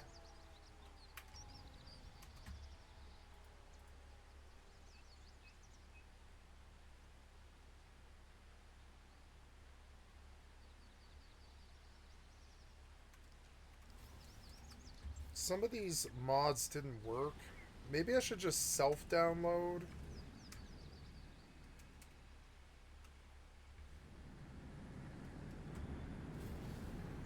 Like the Star Wars one. Like that one downloaded forever. Cool, look at those ships leaving. So fucking cool. Where was this game when I was a kid, damn it?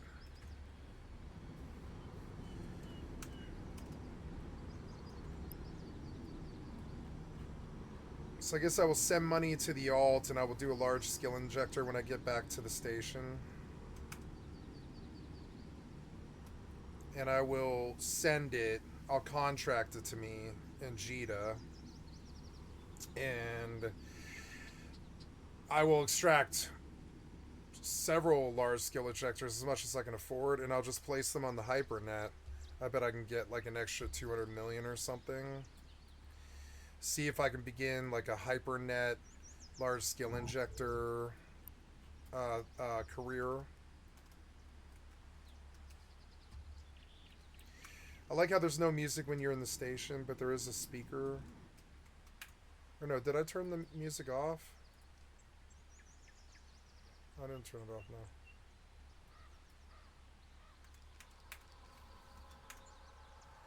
No, that's too loud, isn't it? Yeah, I think it is. But I think 60 is good. Like 65.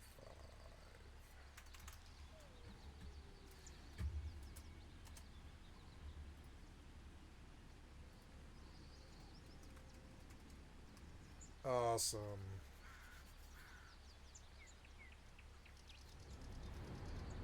So I'll just play this game for 5 years until Star Citizen is good, and I'm like, oh, I'm lonely of this single player game or whatever that I've slaughtered, and I have like 10 billion ISK or whatever, and then I'll just move to Star Citizen when it's actually good, and this will fit the you know, this will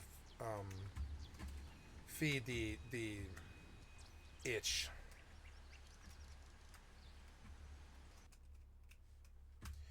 Wow, anyways, so let's go out of here, I guess. Now we get a little bit more money.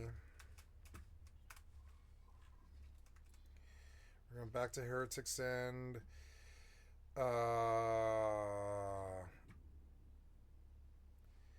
Maybe I should go to the Hat Freeport to begin with.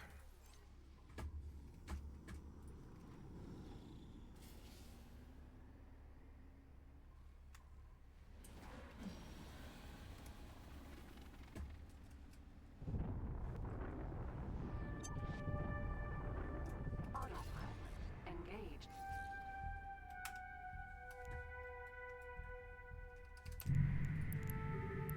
This Mollis is sitting here, which is fucking annoying. System. Atikva's choice. Oh, you logged me out? Are you serious? God damn it. Fucking annoying.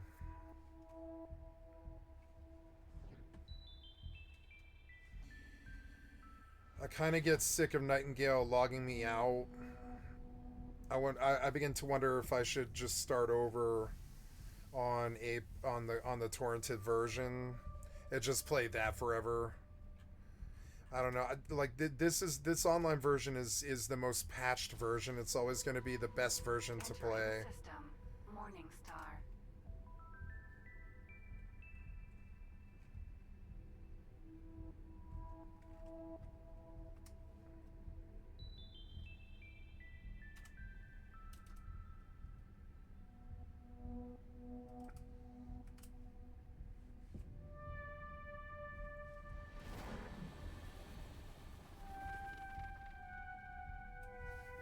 So dope.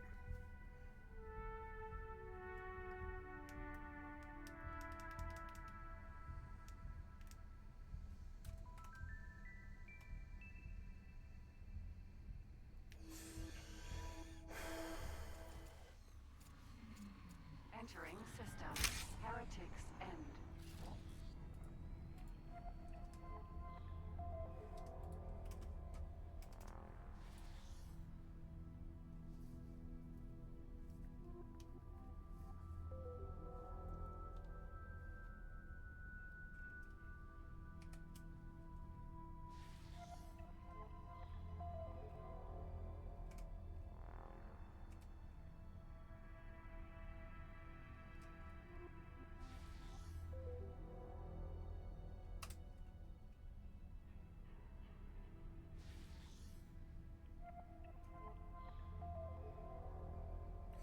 I love the cinematic mode. I wish other games would do this.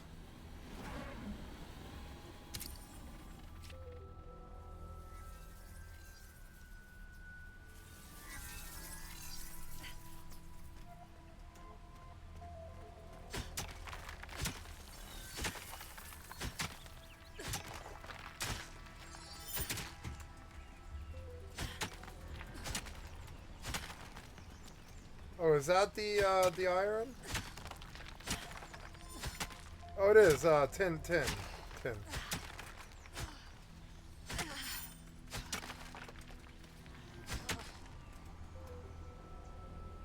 Hey, what the hell was that?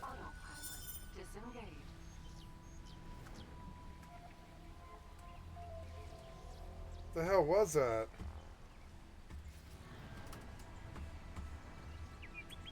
Is it dead?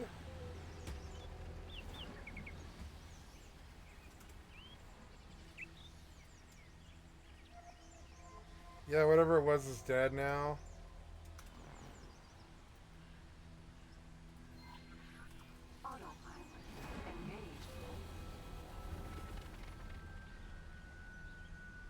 Container.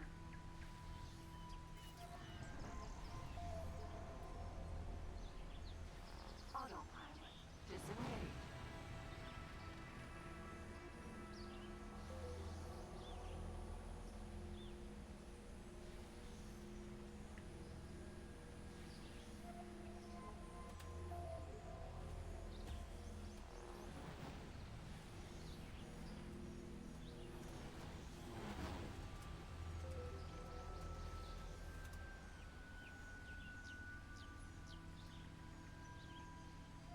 So cool how you can turn it sideways.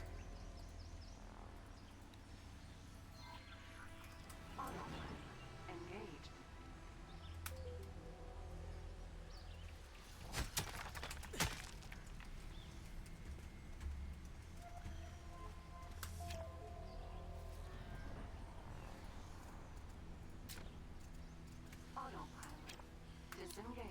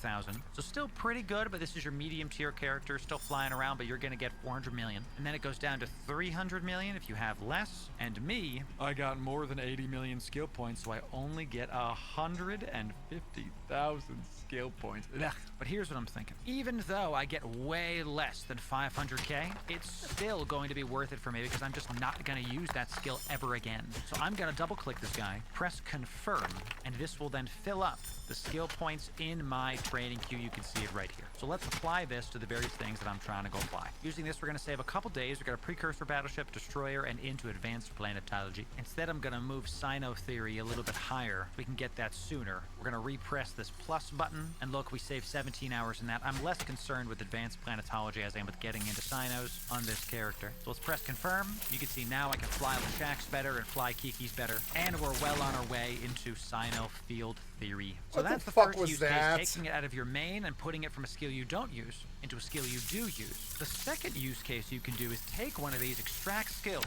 and use it on another character. You saw the disparity in points on the LSI. If you have a main that has a bunch of skill points and you want to extract some stuff, and then you make a new character, he's brand new, he's just a little baby character. He's gonna take a long time to train into some various skills. So you can extract with the LSI off your main and put those skills onto your ult. Let me give you a real world example of this. On my main, I'm not gonna be doing as much mining anymore. I have a lot of Exumer focused skills. I literally have Exumer 5 on my main. I'm gonna take the skill points of Exumer 5 and move them over to my alts to train up their mining skills. My plan is to defend my mining fleet with my main and actually mine on the alts themselves. Now the third use case is to have a character that is inactive. Its entire point is just to make you skill points that you farm and extract with skill injectors to sell. Now many of you, your eyes just went wide. There's a lot to say about this. What we're gonna do is we're gonna show somebody smarter than me talking about this. Now Oz needs no introduction, absolutely doing the Lord's work here, doing all the EVE Online investment advice. And he's broken down for us the returns and costs that it would take to have an entire account running skill extraction farming. Let me show you. We're going to zoom this in a little bit. Now, before I go any further, Oz strongly discourages this, and so do I. This ends up making EVE into like its own investment sim, and you're really not playing the game, in my opinion, at that point. We talk a lot about wellness on this channel, and in order for a player to be able to afford 8.5 billion-isk, which is what it takes to get into this, it's just a lot, and the returns on it are really not so much for such a massive investment. Looks like with this setup, he's returning about 2 billion-isk a month. And I know some people, they're like, oh, I've never made a billion-isk. That's a lot. When you have 8.5 billion-isk, making 2 in 30 days is not that much. I'm gonna break it down for you, but just caution. I don't recommend doing this system, but if you want to, here's how to do it. So what you've got is 1, 2, 3 characters that are sitting in stations, farming skill points. We're gonna show you how to maximize your skill point generation in just a second. Each one is getting about 2 million skill points a month, netting just under 6 million skill points a month. Now this is gonna give you 12 LSIs a month, a little bit shy. And in order to do that, you need 900 plex a month. Now, all these calculations, I know, are using the NES Store's Omega to Plex calculations. You don't need Plex for anything other than the Omega that you're going to buy with that Plex. Now, inside the NES Store, you can get 12 months of Omega for 3,600 Plex at a 40% discount. If I move my giant noggin here for just a sec, you can see 24 months of Omega for 45% off. So whichever one you do, whether it's the 12 or the 24, your margins are going to be better if you do 2 years worth of Omega for Plex. So 3 characters, there's 3 characters. Buying Plex from the Marquee Dragon store, it's cheaper with my code. You already know what it is. You spend 900 of that Plex a month on average to get the big Omegas. You then also have to buy skill extractors, which are going to come out to about 3.6 billion-isk a month. Also, we need to buy the multiple character training and some other Omega and Plex costs. All of our fees are going to be 8.5 billion-isk a month. All for characters that just sit in station farming skill points. Now, after everything's said and done, we're gonna net 1.9 billion-isk. And this is assuming we're selling LSIs. If we turn them into small skill injectors, as you just saw, we could potentially make even more. Now, if you're gonna do this, you have to know how to maximize your skill injection. Now, I know we've moved, just go with it, okay? The first way to maximize your skill generation is by getting yourself some +5 implants. These are the Dash Improved implants, and each one will get +5 to a specific attribute. Charisma, intelligence, all this other stuff. And if you've never looked at these attributes, they're right here in the attributes column of your character sheet, and you're on your skill point alt going to remap your attributes to something more appropriate. Let me open up the skill tab to show you what I mean. This is quite the rabbit hole. Y'all ready to go on a bit of a journey, huh? Now, if we come over to Spaceship Command, let's say you're on your skill farming alt.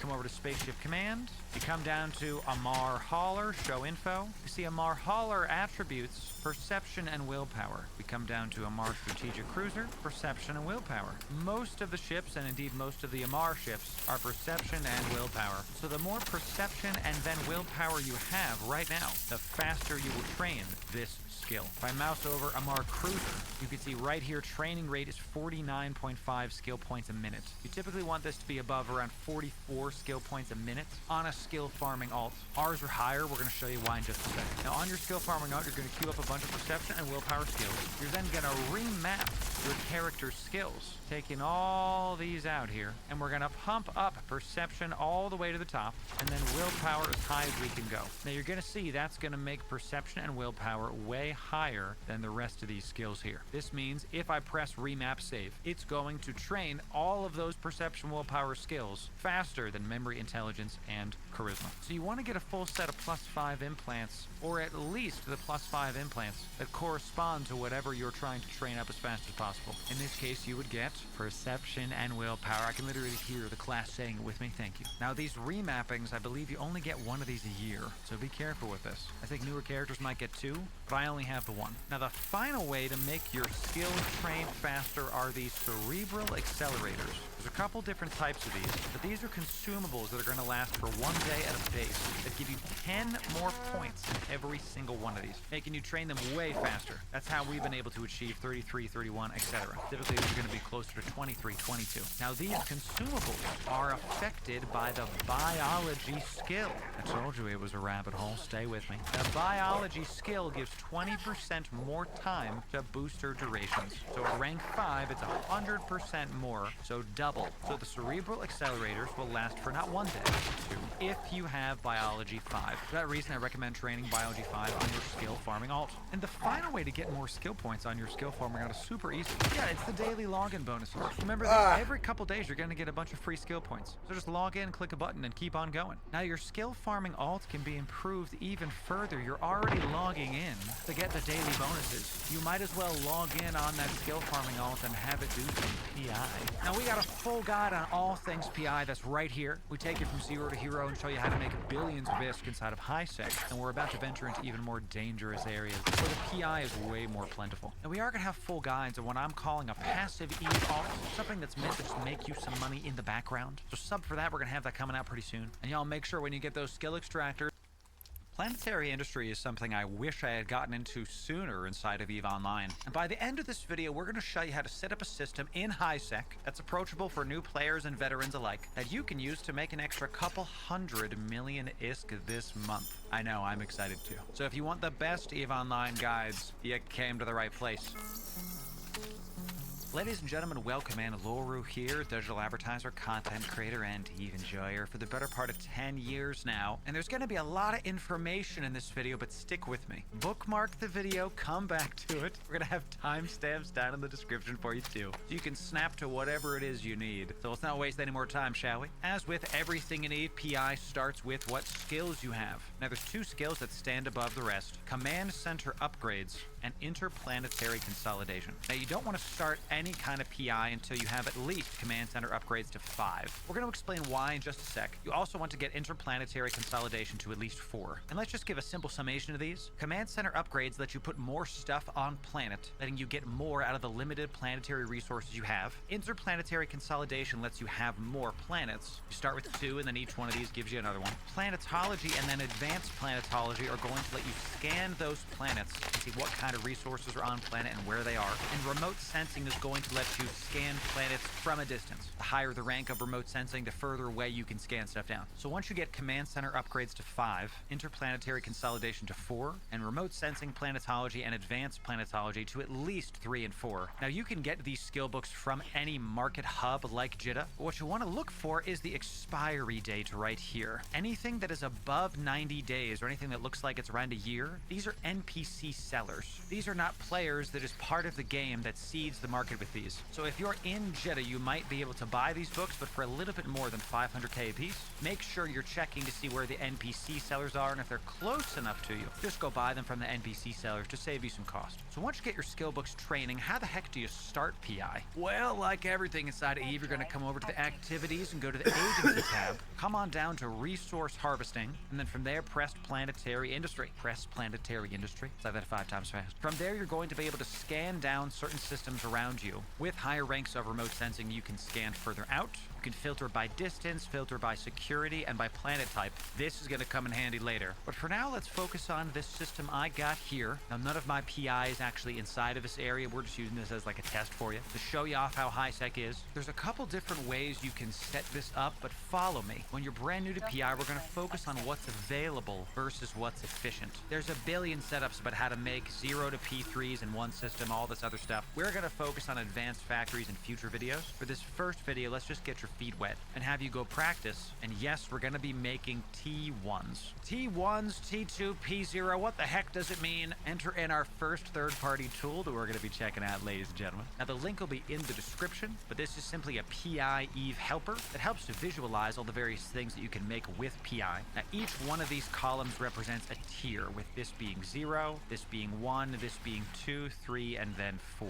As you go down the chain, stuff gets more expensive. Let me give you an example of that. And the prices you see here are live prices inside of JITA, so you can trust the prices that you see. You can see the most expensive P0. Looks like it's this Felsic Magma right here at 9.4. If I mouse over this guy, Felsic Magma, you can kind of see down here, the average ISK per M3 is 695, and you could sell each individual item for 9.4 ISK. Now this is the number you're actually going to want to look at, because depending on your hauling skill, stuff is going to be less or more lucrative depending on what you have access to. We're going to give you a full epithal fit in this video, with future bigger ships coming in other videos. So we see that the magma is sold for about 700 ISK per M3, but we can use this magma to make silicon. And you can see that silicon is 2,000 ISK per M3, literally triple what the Felsic Magma is worth. And this is your first big thing to understand with PI. You're essentially trading time for more lucrative assets as you go down this chain. If we look a little further, silicon can be used to make these 3 things, with silicate glass coming in at 8.7 thousand ISK per M3, microfiber is 8.3, miniature electronics, dare I say, over 9,000 ISK per M3. Now just for this video, let's focus on making P1s. So for the next step here, you're going to want to open up this web page, because we're going to alt tab in between EVE and this to be able to see what kinds of things we can make. So we see in the system that we found, we have lava, barren planets, oceanics, but we have a lot of barren and oceanics and only one lava planet. So let's come over to this dock here, and we're going to unfilter everything but barren and oceanics so we can see the kinds of things that we can make in system. You really don't want to be gating your epithal no matter where you are. It makes you super susceptible to ganks, and I recommend not doing that. You want to be confined to your system and see what you can make in system, especially in high sec. Those high sec gankers are looking for people like you. So we can see that with these 2 planets, we are able to make everything up to P3, transactional micro,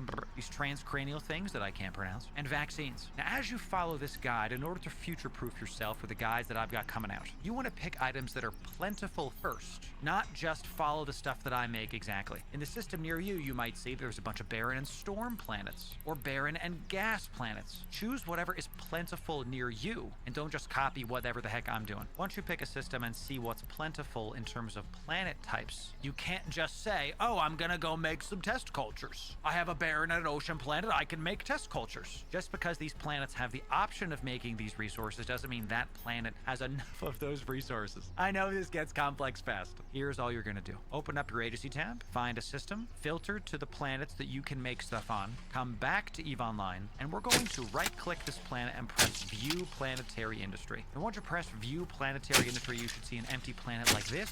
And you got this filter in the top left here. What we're looking for are these red and white circles here. And you can find them by moving this dial. The left side of this dial is more deep and won't be as efficient for you to extract. Reads slower to extract the items. And to the right is more plentiful and on the surface. So you want to put this right to where you start seeing some red and white dots and see how plentiful this resource is on this planet. So let's start from the top here. I'm going to click aqueous liquids here. And we can see that there's really one patch on the top, some on the bottom, but it's all really green and yellow. And we see that the density is only 14% if I mouse over this. You can see in this bar chart up here that aqueous liquids is the least on this planet. Noble metals 2 is pretty low, so we're not going to choose that. It's going to be one of these three: base metals, carbon compounds, or microorganisms. So we see microorganisms has this really big patch in the center of the planet here. Carbon compounds has some stuff all over the place. Carbon compounds has some stuff all over the place, but not really seeing any big patches. Base metals is a similar situation. There's one patch, but there really isn't a lot going on, all things considered. So maybe we go for microorganisms for this first one. So we've decided that we're going to get microorganisms out of this first planet. So since we've decided we're going to get microorganisms out of this first planet, that means we're going to be making bacteria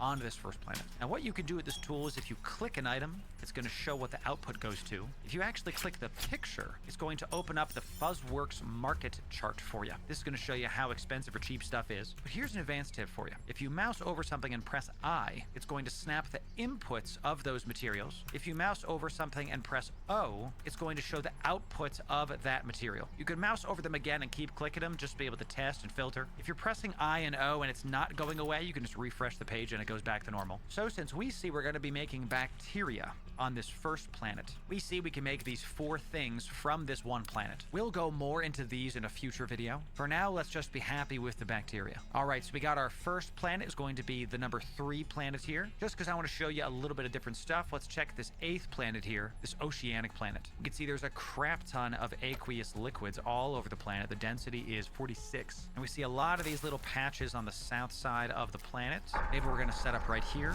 Now we come back to our chart here, and I know that test cultures actually require bacteria and water takes aqueous liquids. So follow me here. We know that that first planet we're going to make stuff on has a lot of complex organisms that will make bacteria, and this planet has a lot of aqueous liquids that are going to make water. Those two combined are then going to be able to make test cultures. So to future-proof myself, I'm not going to come to this planet and make more microorganisms. I'm going to make water on this second planet and bacteria on the first planet, so that if I want to craft more advanced stuff down the line, I have the option to do so. So Planet 8 and Planet 3 are where we're going to set up. Once you've found the spot, you need to get yourself an epithal. Epithals are specific to planetary industry, and the higher Galente hauler skill you have, the more planetary commodity hold you're going to have. This is huge because while stuff isn't super heavy, it does add up when you talk about tens of thousands of things. With Galente hauler rank 5, I am looking at a solid 67,000 M3. And the best part is the epithal also comes with a command center hold. Yes, once you locate those planets,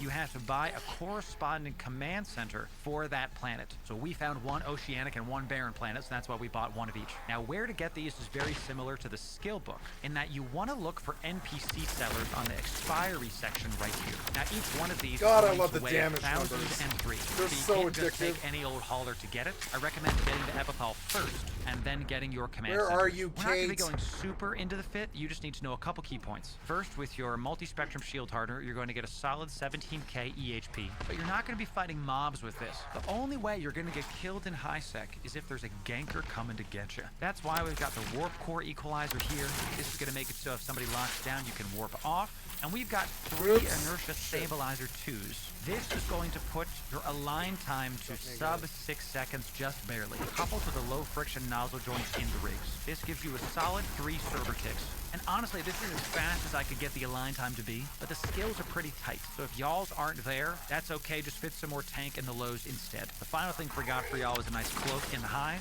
We're gonna show you why in just a sec. And before I go any further, we've got something special for you. Now y'all know that I'm an EVE partner, that means we get stuff to give to you. But to really help out the people during this lovely PI guide, what I'm going to do is give a couple of you a fully fitted epithal with some command centers inside the cargo hold, with all the skill books you need need. Really think of it like a PI starter pack. It's my gift to you, y'all. We're all about generosity here on the Loru Gaming channel. So in order to win this video, you gotta do these 3 things. The first thing is you gotta be subscribed to the channel. My bot's gonna know if you're not subbed and you'll be disqualified. Second thing is you gotta go into the comments and type, I want some pie. Everybody likes pie, right? And the third thing you gotta do in that same comment is put your EVE in-game name. I gotta know who I'm gonna send the starter pack to. You do those 3 things and you'll be eligible to win. We announce the winners in our YouTube channel community section and in our Discord. So come on down to those and you'll be able to see if you've won. I'm super excited to be able to give back to y'all. PI is one of those things I really wish I got started sooner. Looking forward to helping y'all get started as soon as possible. So since you're following along, you've found a system that works for you.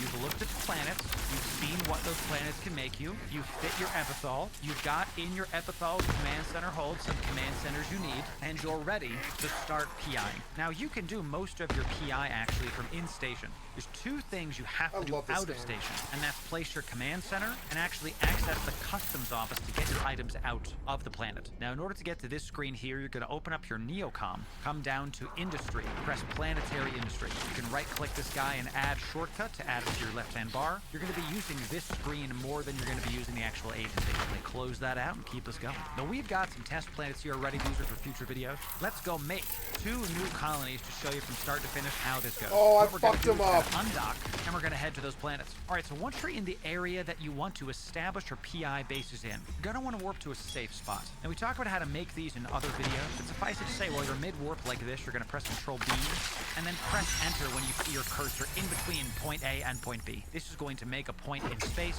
that only you can get to. Now you can be combat scanned down by somebody with combat probes, but this is why we brought the cloak. Once you're cloaked, nobody can find you, nobody can bother you. So you're in your safe point. You've opened up your planetary industry menu. So we know we want to go to planet 3. So let's right click planet 3 here, press view planetary industry, and we're going to go to build. Now you can place your command center really anywhere you want to. It really doesn't matter where you place it, just put it anywhere. The second thing you're going to do is left click that command center, come down to this upgrade window, and you're going to upgrade it to level 5. Now this is going to cost you about 6 million ISK. And I know the new bros watching this. Like Loru, 1 planet already, 6 billion ISK. Epithal, skill books. Take it from me. You get this system set up. It's going to cost you some initial income, but then you have a system that makes you hundreds of millions of ISK every month in perpetuity per character. Yes, we will have multi-box guides coming, don't you worry. Now, for now, that's all you're going to do on this first planet. And you can see that we have industrial activity right here. Let's go to the second planet now. I believe he said that was planet 8. Let's right-click this guy, go to View Planetary Industry. And same deal, we're going to build our Oceanic Command Center. Really doesn't matter where we put it. This looks like a fun place to live. I would like that. Let's upgrade that to level 5 as well. Press Submit. And there it is. We now have our 2 planets ready to go. You can now dock up. You don't want to be caught in space setting up all your links and planets. Just trust me. All right, we're all docked up and safe. So let's actually make some PI now, shall we? And for those of you that have come this far in the video, good job. I know it's complicated. I know there's a lot, but it is worth it, trust me. Let me show you what I mean. In the about week and a half that I've been doing PI on this character, with only 3 planets, while testing layouts, a bunch of my stuff has not been like super optimal, we've gotten 73 million ISK. This is in 2 weeks. So here's where the real fun begins when it comes to PI. Now this is going to be something like what your planet's going to look like, and I wanted to show you a fully built one before we actually make one from scratch to talk about the most important thing for this first video. Remember, our goal is to make P1s, and how we're going to do that is like this. This extractor has these nodes. These nodes pull resources from out of the ground back to the extractor. Those resources then get routed into all these factories. These factories take the P0 and turn them into P1. That P1 is then put in the launch pad to go from the planet to the customs office. We can then pull it out of the customs office in space. So the goal of this video is to get P0 to craft into P1 into your hangar to make some ISK. Okay, sound good? Now before we go any further, there's a couple numbers you really have to focus on. Now they're housed in our extractor inside of the actual extractor program. Now I know a lot of stuff just popped up on the screen, just give me a sec. Inside of your extractor's program, there's 3 things you want to focus on. The duration of your program, the average per hour, and the total resources got. You can take your program duration and make it up to 2 weeks. But as you can see, the efficiency is going to go down. That's what this center bar is here. You're encouraged to sign in at least once a day. We're going to talk about the best efficiency you can have in future videos. Typically, what I do is set my stuff to run 2 days. If we set it to a day, we can see our average per hour is 15K with a total of 400,000 units. Veteran PI players saw that and went, that's not a lot. They're right because of a couple reasons. Efficiency of your planets really all comes down to what the hourly rate of your extractors are getting. So our extractor program says we're getting an average of about 14.5K per hour. We want to be able to set up enough factories to be able to fully utilize that number and not really have any waste. And this is the entire PI game right here. On each planet, you have a set amount of CPU and power grid. The more extractors you have, the less factories you can use.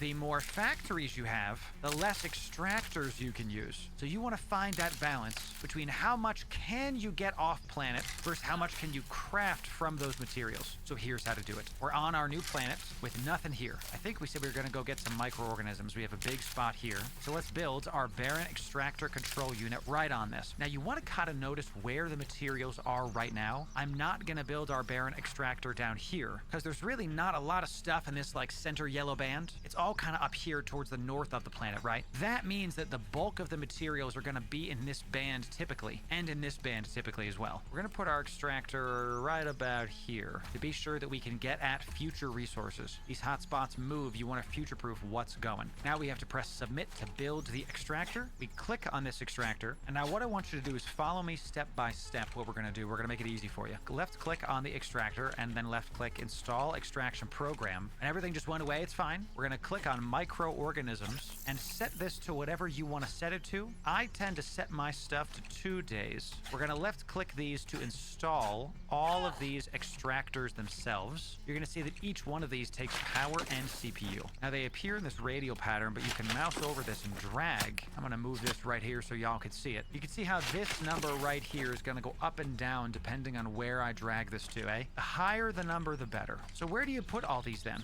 There's this big hotspot here. Do I just throw these in here willy-nilly and call it a day? No. You're going to click scan and go to microorganisms, and you're going to drag this up and down to try to find where this like originates. Where does this hotspot originate from? Right about there. We're going to make a base pattern here that's going to try to get as much of the starting point as possible. Now you can see if I put these two close, see how all of a sudden there's -1s over there? If you overlap these extractors, your efficiency goes down. So what you're going to do is try to get these as close as possible without getting some negatives. Now that we're covering the bulk of that eye, we're going to make our scan a little bit bigger, and we can see that the majority of the surface area that's white is going to be on top here. So we're going to keep moving up here first before we move down below. All right, let's keep dragging these and keep moving our scan. Okay, now we see it's kind of going down to the left. So let's start dragging these down to the left. And you want to get this as tight as possible to really maximize your stuff there. Okay, now that we've got this in a nice pattern, you're not going to press start extraction yet. You're going to kind of come over here and QA these. We say we got a 200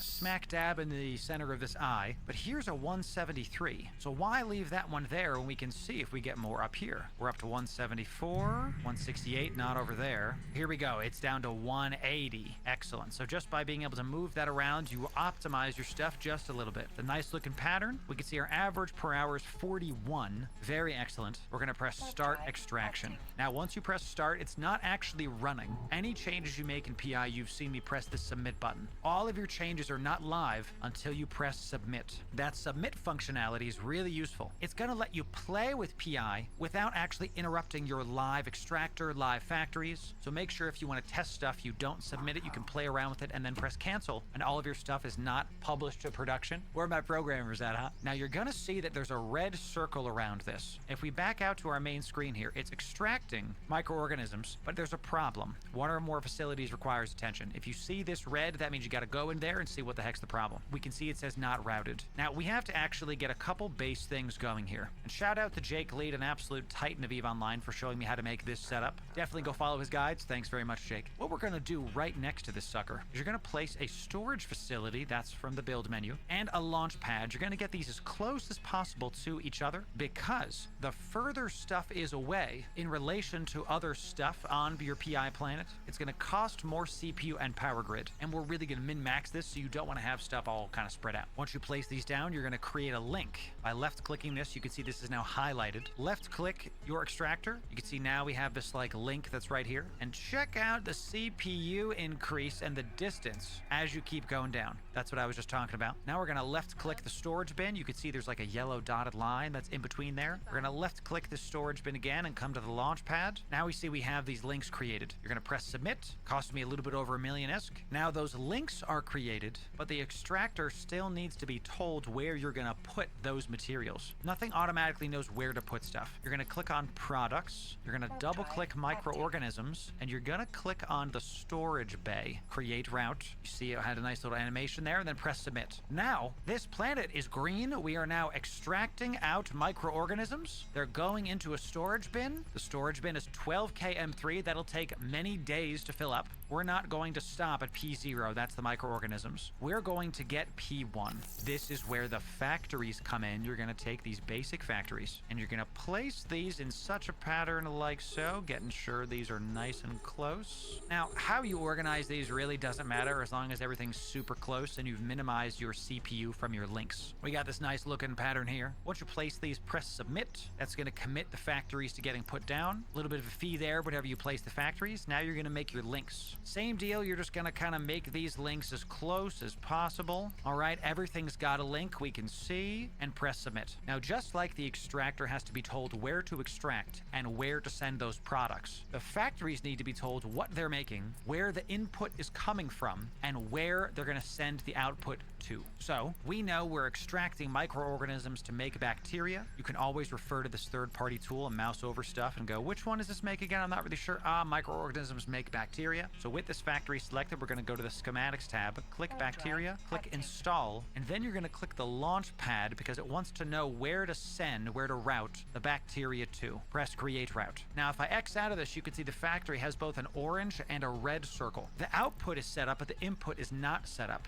You're actually going to have to wait to do the input until we have products in your storage bin. You can see our next cycle is going to be done in 24 minutes until we have any microorganisms in our storage bin. So what we're going to do in the meantime is you're going to set up all your factories like this on all your planets. I told you this was going to be fun. You're going to go down the line and set all these up. How I like to do it is I talk to myself because I'm super ADD. That way I can tell myself what the actual process is. So factory, install, launchpad, create. Factory, install, launchpad, create. Install, launchpad, create. Yes, this is the tedious part, but once you kind of get a rhythm going, it becomes very easy. You can see the factory snaps to the bacteria. Once you do that, make sure you press submit. Now these factories are ready from an output standpoint. What I recommend you do if this is your first time doing PI is go set up all your planets with an extractor, with its factories, get the links and the routes going, and then leave. Go make yourself a sandwich, go make lunch. You can even come back the next day if you want to. So while that one's cooking, I'm gonna go make this oceanic planet. Now I'm gonna fast forward through this and come back to y'all when I'm done, okay? All right, we got my second planet all sorted. We are extracting aqueous liquids. We are ready to craft some water. Our outputs have been set up and our routes, we're just waiting on that input. So you're probably gonna see something like this on all 5 of your planets when you get started. And I would literally just come back the next day or come back that evening. That way you have plenty of resources to work with. I'm on a different planet set up here to show y'all how to get the input going. This is a factory that's making bacteria. It's missing microorganisms. Once the extractor puts your materials into the storage bin, you're gonna access those from the storage section. You're gonna click microorganisms, press create route, and click on the factory. Then finalize it by pressing create route again. And when you press create route, you're gonna see it have this like ping animation once you press submit. That is now ready to go. And you can see that this is now in production. We have input 3,000 microorganisms. This is now making stuff. Now let's show you how to get stuff out of the launch pad. Once you undock, you can stop ship, right click this, customs office, access customs office, and you can see we've got a little bit of materials ready to go. And right click that same thing, customs office, warp to at 0. You're gonna have to be at the customs office to actually pull out your inventory. So from the actual launch pad itself, we're gonna pull this into the customs office, and this is where the monetary sync comes in. Depending on where you are in space, there's going to be a tax rate, especially if you're in high sec. Where I am, it's about 10%. Once you press transfer, it's going to pull the money out of your account. Now we're going to take those reactive metals, throw them into our planetary commodities hold. Once you get your stuff into the planetary commodities hold, head back to base and deposit it at station. While we're on the subject of hauling, let's talk about some efficiencies here. You can see that the launch pad only holds 10k M3, but the customs office holds 35. So remember I said there's two things you can do from space: place your command centers and interact with the customs office. So if you don't want to go get your stuff today, but the launch pad is full, what you can do is undock, drag and drop the stuff from space, from the launch pad into the customs office, press transfer, and then dock back up. You don't have to actually go haul it until the customs office is full. What this ends up meaning with the setups that I've been showing you today is I really only have to haul once or twice a week. It's not something that I do every day. What I do every day is come in and mess with my extractors. This video was long enough, so we're gonna save all the other efficiencies and how you can audit this for the next video. In the next one, we're gonna show you how to take your P1s and turn them into P2s. And if you want the full PI guide, that's gonna be right here. We're gonna break down how you can go from hundreds of millions of ISK, yes, to billions of ISK a month per character, baby. If you want more EVE Online guides, sub right here. Thanks very much, everybody. Don't forget to enter the contest. We'll see you in the next video. So you watched our first PI video and you want to know how to make even more with planetary industry. In this video, we're going to show you how to make way more lucrative items all the way up to P2 and some alternative layouts you can really use to maximize your PI all inside of HiSec. So if you want the best EVE Online guides, you came to the right place. Ladies and gentlemen, Loru here, digital advertiser, content creator, and EVE enjoyer for the better part of 10 years now. And let's talk PI. Now, before I go any further, this video assumes you have a basic understanding of planetary industry. If you missed our first video, it is mandatory, hear me, mandatory, to go watch that first video. The playlist link to our full PI guide will be in the description. We take you from zero to hero. On this character, we've got some different PI setups for you. I wanted to start by showing y'all some alternatives to the basic setup we had yesterday. Now, this planet is in HiSec, and you can see that we've got 2 extractors set up, 2 on 1 planet, and we've got 4 basic factories, all making 2 types of P1, bacteria and biofuels. And I'd like to start off by talking about something super important. When you're doing PI, it's less about what you can make and more about what's plentiful, especially in HiSec. You can see that there's microorganisms on this planet, and we've set up our extractor to find them enough. But if we try to look at aqueous liquids, there's like 1 spot down there, but it's super far from the rest of the microorganisms. So it was really hard for me to try to make P2s with this. But what I did see is that carbon compounds were pretty plentiful and close enough so that even with this super long link, we were able to set up 2 extractors. So we've got an extractor, a storage, and a launch pad close together, with our 2 factories also close to the main launch pad area. And this extractor is going after microorganisms. They're super plentiful along this central band. But our second extractor is going after these carbon compounds. Now, each one of these does not have a full swath of extractors. The carbon compound one is missing 2, and the microorganism one is missing 3. Now, what I've done with this is, depending on what I need, I will remove an extractor from one of them and give it to the other, so that I can keep balancing between what I have and what I don't have. I'm gonna draw a graph on screen. Y'all are gonna love this. When you're trying to do PI, you want your extractors to be making this much materials. You don't want your factories to need more materials, because then they won't operate. You want your factories to require a little bit less than your extractors are putting out. That way, as the extractor is producing, your factory is also, and you have 0 downtime. Because hear me, y'all, PI at its core is not how much ISK per hour can you pump out. The problem to solve is how efficient can you be per planet. This planet would have been inefficient for me to make P2s because the location of all of the stuff was really spread out. So instead, when I did the math, it was better if I made 2 P1s. Let me show you a separate example to really drive this point home. On this alt, that is the only planet that makes 2 P1s. The rest of the planets on this alt are making P2s on 1 planet. Let's check on this planet here. We've got a 2 extractor set up again, one that's down here, one that's up here. We've got 1, 2, 3, 4 basic factories and 1, 2 advanced factories. This is another rule of PI when you start getting more advanced. You want to have a lot of extractors, less basic factories, and then whatever number basic factories factories you have, you want half advanced factories. This is also true if you have dedicated crafting planets. We're gonna have videos on that. So let's take a deeper look into how this one works. On this planet, we are extracting aqueous liquids. This is close to our main setup. Then all the way down here, we're extracting microorganisms. All of those P0s are getting transported into our storage container, which are then routed into these 4 basic factories. Now you can already see that we have a lot of microorganisms and aqueous liquids that are just left over. This is great because if I don't check in on this, it just keeps churning out P2s. This is another PI principle. Because I've been disciplined these past 9 days, making sure I check this, I can just not show up a couple days and the machine keeps running. Now the P1 those factories made are going back into this storage container, and then those are routed into the advanced factories. Let me show you how to make one of those. We've got our double extractor set up. We've got 4 factories making P1s. We're gonna have 2 factories that are gonna make P2s. And I'll put this over here just so it's easier to see. We're gonna make our link, we're gonna press submit. Cost about 250,000 to make 1 advanced factory. Now on this planet, once again, we're taking bacteria and water and turning it in to test cultures. This is the P2 mat. So we're going to click on this advanced factory and come down to test cultures. I can't find the daggum thing. Where is it? Okay, there it is. Now remember, when you press install, it's asking where am I gonna put the test cultures. We're gonna put them in the launch pad and then press create route and then press submit. Now it's red because it still needs an input just like last video. So we come to the storage container, we click on storage, we go to bacteria, create route, we click the factory, create route again, press storage a second time, go to the water, create route, advanced factory, you know the drill, press submit.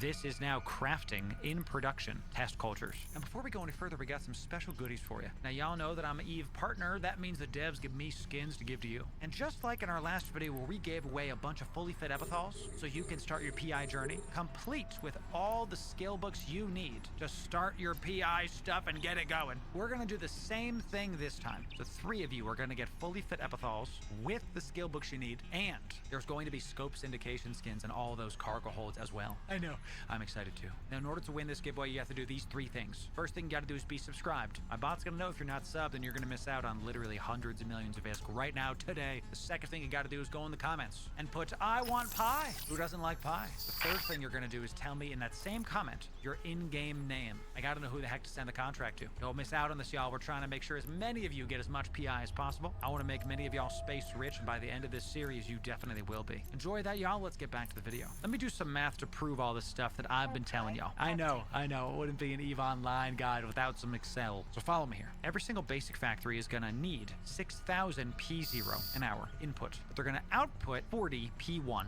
an hour. 4 factories, we're gonna need 24,000 P0 input, and we're gonna output 160 P1 an hour. Now if I scroll over to our advanced stuff, the advanced factories need 80 P1 an hour. They're gonna output 5 units of P2. We have 2 factories. That means we need 160 P1 an hour to get 10 P2 an hour. The math works out that when you want to have 2 advanced factories on the planet, you need 4 basic ones in order to be able to supply them. Now the last thing I wanted to show you for this video is the Customs Code Expertise skill book. Now we're making these first 2 videos in high sec. We're going to have other more dangerous areas very, very soon. Now the Custom Code Expertise skill book is going to reduce the cost you spend on customs every single time you pull things out of the customs office. Now note, this does not apply to interbus custom offices. It's a nice way of saying it doesn't work on player-owned custom offices. But since this guide is mainly focused around high sec, I assume that many of you are going to be in high sec doing these things. So spend some money on this to be able to afford more things in the future. Now I wanted to show you the rest of the planets on this characters just to give you some ideas. This planet, we're actually making construction blocks, and I just started this yesterday, I think. We're really not motoring too hard on this. We got the 4 basic factories here, and then the 2 advanced factories. The advanced factories are working on cooldown because we had a base of these ready to go. What I did was I had this run just extracting for like 3 days while making P1s, and then I decommissioned those basic factories to make advanced factories. Now I have a surplus of everything, so if I really wanted to, I could just not touch this and it'll still be making me P2. A little bit far on that link, but still good on CPU. And here as well, we see this extractor is a little bit further down. This planet here is making nanites, this one's making test cultures, and that one's making test cultures. The only one I don't have is the first planet that I showed you making 2 P1s. Now in our next video, we're going to show you how to make even more lucrative things with the various materials that you've been stockpiling. Make sure you bookmark the PI masterclass right here. It's a full playlist chock full of all the PI goodness you need to make hundreds of millions, and yes, we're working our way towards billions a month per character. And y'all, if you want even more guides, make sure you sub right here. Thanks very much for enjoying, everybody. We'll see you in the next video. Wow, we've done it. We've solved planetary industry. This video is going to give you the best way to make the most ISK while still minimizing the amount of inputs you have. Y'all know my philosophy is all about efficiency here. So if you want the best EVE Online guides, you came to the right place. Ladies and gentlemen, Loru here, digital advertiser, content creator, and EVE enjoyer for the better part of 10 years now. And this video is going to be a condensed version of how to maximize your planetary industry, assuming you're in dangerous areas of space. Hotchfin, wormhole space, nullsec. These have the highest yields of all of New Eden. So you can take what I'm going to tell you now and apply it to wherever the heck you're trying to go. Here's how to set up your planets. You're gonna have 1, 2, 3, 4 as a base, gathering planets with a single crafting planet. Then if you get your interplanetary consolidation skill to 5, which I recommend you do, you can have a floater planet. We'll talk about that in just a sec. In order to understand why this setup, I actually have to go into our crafting planet and show you the layout here. Now, whoa, some of you just went, just give me a sec. This is a massive crafting planet. Each one of these advanced factories is making nanites. You're going to be able to have 23 to 24 of these factories depending on the size of the planet. Now, here's my first big tip for you. You want to try to have your crafting planets on a barren planet. Barren planets are smaller, so the links, these little pipes that are in between stuff, are actually going to take less distance. So you'll typically be able to fit 24 factories instead of my 23 if you have it on a barren planet. Mine is not. I get by just fine with 23, call it a day. So since we have 23 to 24 factories running non-stop, a full launch pad of 10,000 M3 takes a little bit over a day to fully work through. This means we're going to have 5,000 M3 of bacteria and 5,000 M3 of reactive metal dumped into this launch pad, which is then routed into all of these factories. These factories, when they're done, route the nanites back into this second launch pad. How you can do that is making sure that the routes from launch pad 1, called your input launch pad, are all outgoing bacteria and then outgoing reactive metals to each one of these factories. Another fun tip for you, you can make sure that you're depositing your mats into the right launch pad by checking the actual ID of the launch pad itself. This one is LV010. The other launch pad you can see is a slightly different, it's very close name. Looks like our output launch pad is OV and our input launch pad is LV. I did not plan for the output launch pad to have O at the start of its name, but happy accidents, I accept. Here's why all this works. This takes P1s, but if you only have one planet of P1s inputting to the crafting planet, you're not going to have enough to run through your full amount of mats in one day. So you have to have 2 gathering planets feeding into the crafting planet in order to make sure you're maximizing your ISK per hour. So this means we're going to have 1, 2, 3, 4, 5 planets as a base. So you can do this setup on one character, and I have many characters doing this. Before I show you on the flow of all that stuff goes, let's talk about the fit of the ships you're going to bring. There is zero reason to be using anything else besides the Torrent or the Deluge anymore. Now that Equinox is out, you know I hyped these ships up a bunch. That is for a reason. These are PI monsters. Here is the first ship for you. Many of you will recognize this fit from our other Equinox-focused video. This is the fit I use almost exclusively to haul my big PI from A to B. This ship is a monster with 120,000 EHP unheated.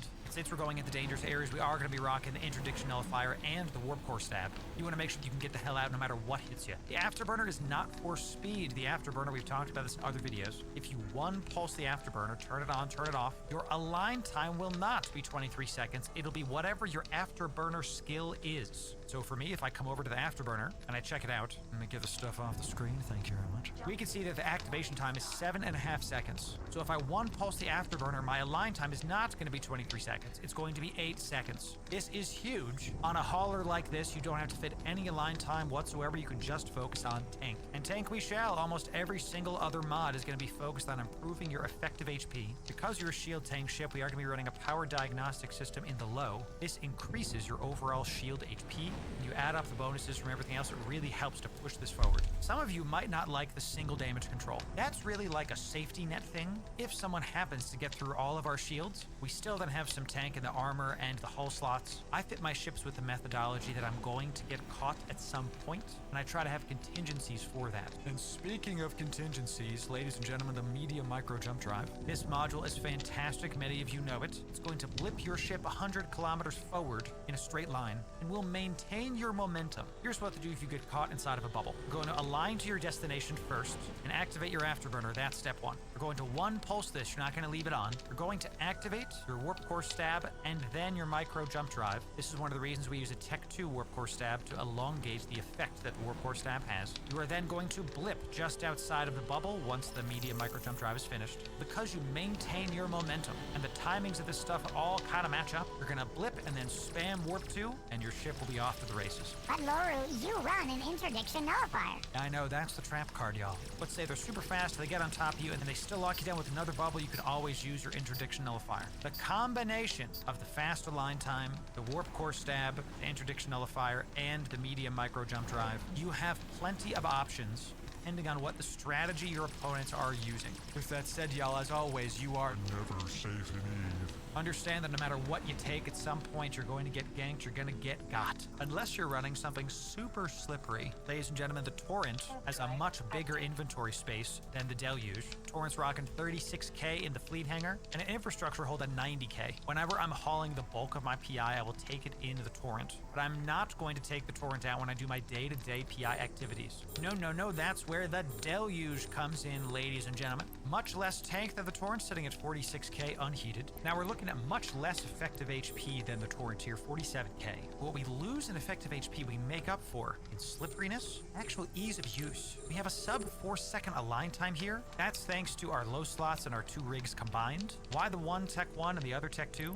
I didn't need double Tech 2s to get this below 4 seconds. As always with align time, you're trying to go just under the second. If you have 3.5 seconds versus 3.91 align time, it really doesn't matter from a server tick standpoint. Like the optimal one is you would have 3.99 seconds. Just make sure you play with your skills and see what works for you. We are also going to be running a stab and an interdiction nullifier on this, but the main point that makes the Deluge better for day-to-day operations in dangerous space is the covert ops cloak. If you're doing this right, you really should be on grid for maybe a second. And again, I build the ship assuming that I'm going to get ganked, assuming that somebody's going to try to point me and see what's up. And as many of you know, the Deluge still has a fantastically large infrastructure hold. With my skills, this base 30k is up to close to 50k M3, and this is the main reason you're going to use this over an Occator or a Viator. Because what I had to do before with my Viator, I would go to the customs office, get a bunch of PI mats, and have to go back to the station to drop off the stuff, and then go back to the customs office. Or I would have to take my Occator out. She got a big booty. It takes forever to actually go to each customs office, go back to the crafting planet. It took me like 15 minutes. I actually stopwatched it with the Deluge. I can finish my entire PI haul in less than 6 minutes. This is not just a big deal from an ease of use standpoint and making your ISK. It's also a big deal because when you're in dangerous areas, assume every customs office is watched, every gate, every station. This gives less time for people to mobilize and to come take you out. But enough theory crafting, let's show you something in a live environment, huh? Speaking of dangerous areas, back in Pochven feels good. Red sun on my skin. We're gonna do a full run of this to make sure you see why and how this is so freaking efficient. Before we go outside, the first thing you have to do, before you even do any of this, especially if you're in a dangerous area, is have a bunch of bookmarks ready to go. You have to have first an Instadoc bookmark. You're gonna have also a bunch of save points bookmark. Not 1, not 2, have like 4. I change these every couple months or every month depending on what's going on, especially if you see a combat probe out, if you think you've been scanned down, that's compromised. Change it,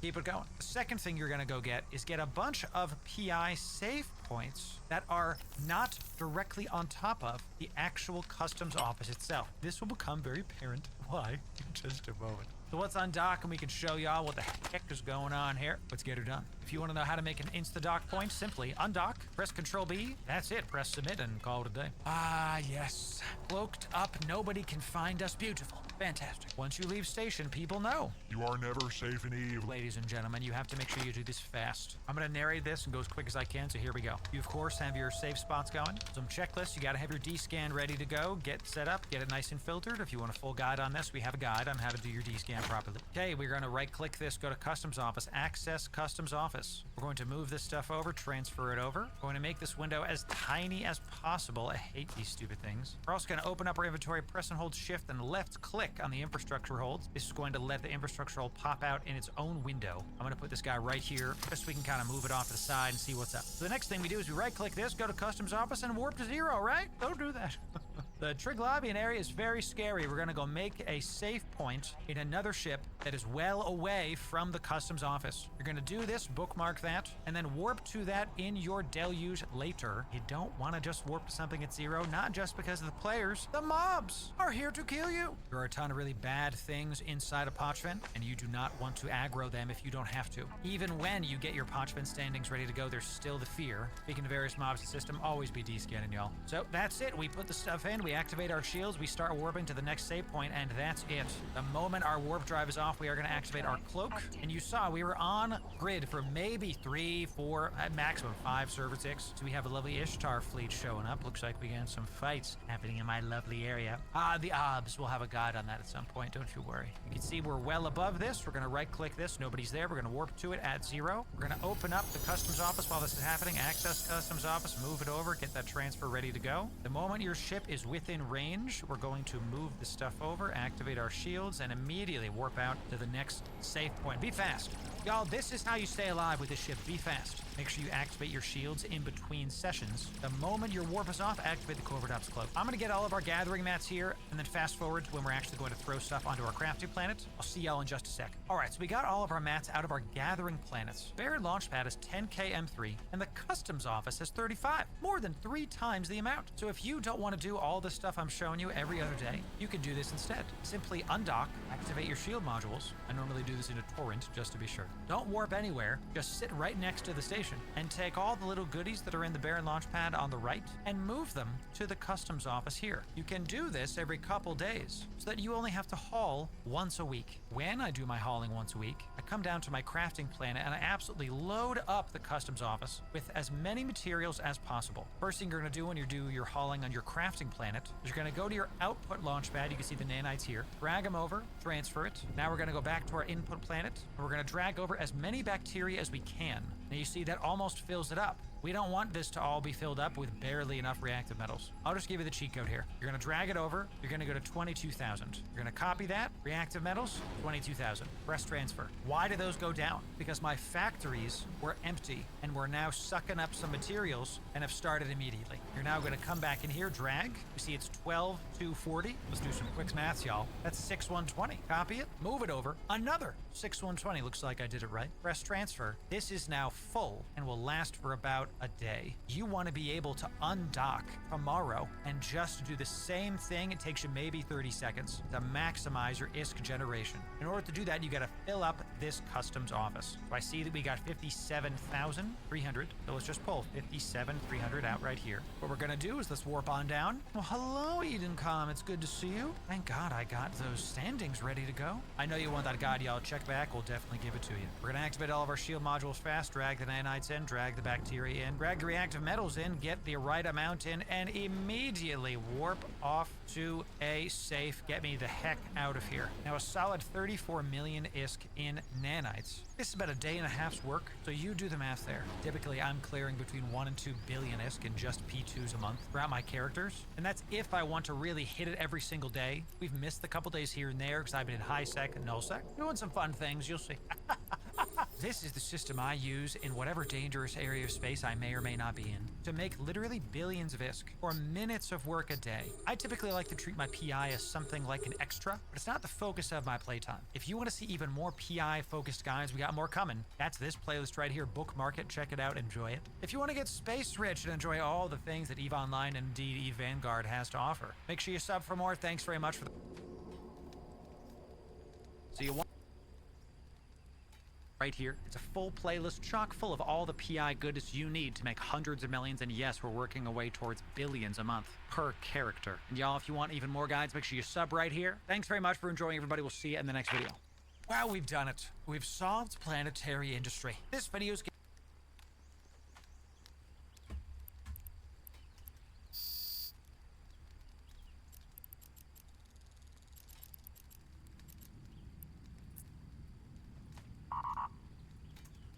Warp drive active.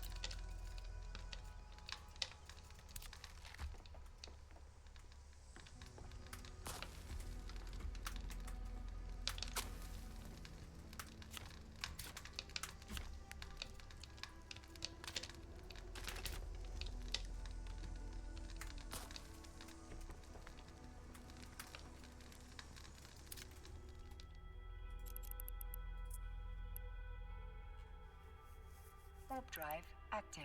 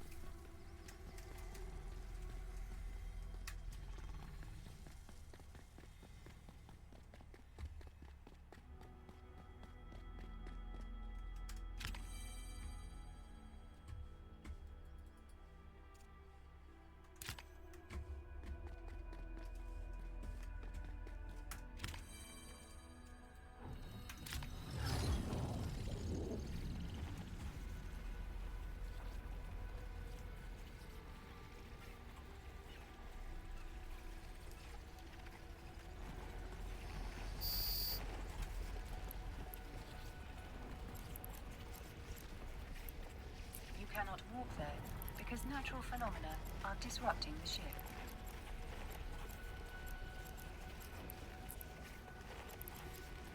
Warp drive active.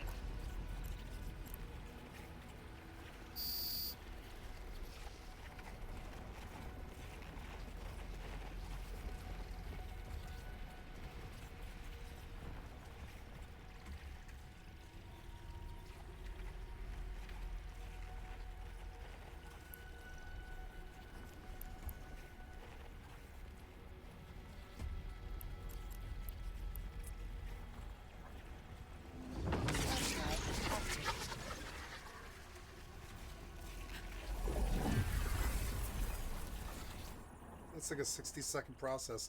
What an interesting process. This game has a lot under the hood.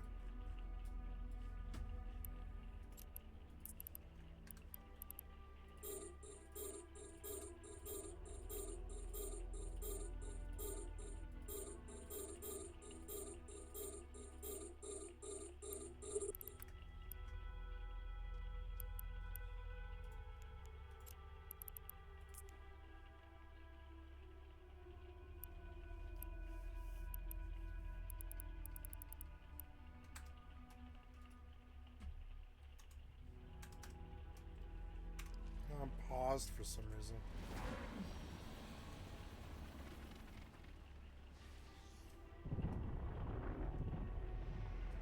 Oh,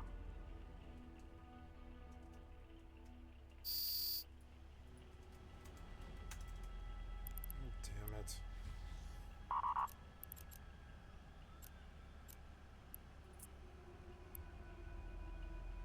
Warp drive active. Can't get around these fucking rats. Maybe I should just jump.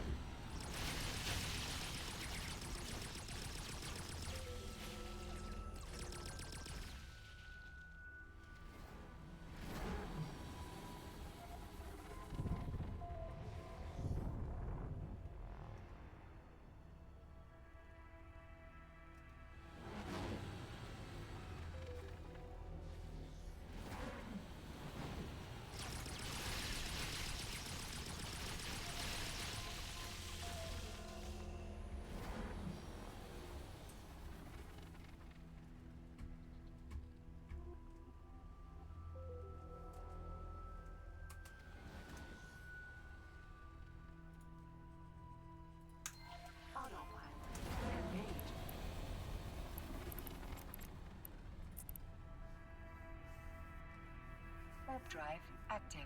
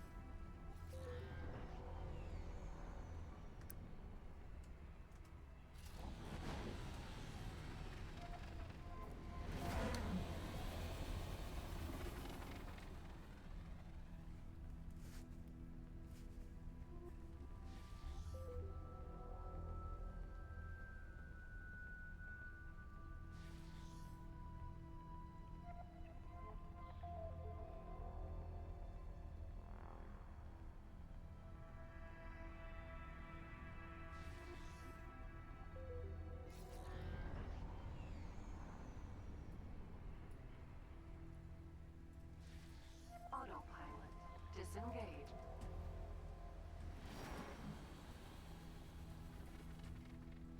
Docking granted.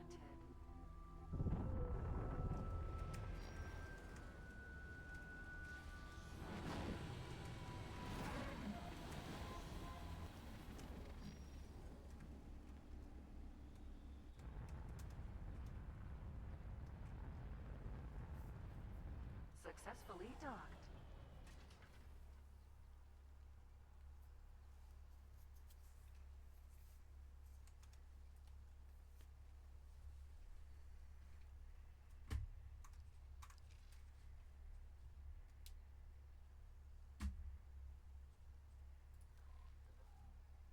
Mako.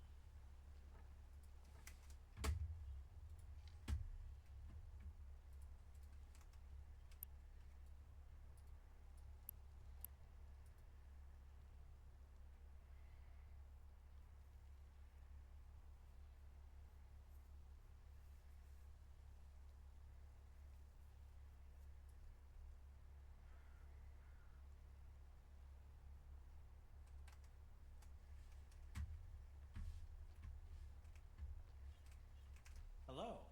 Can I help?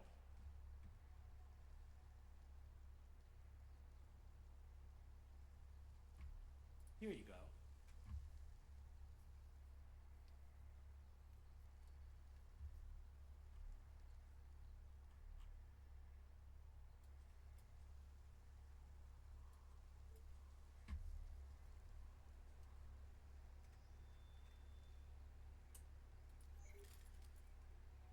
Good luck out there.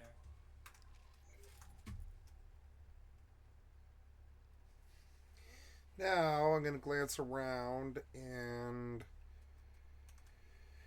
see where...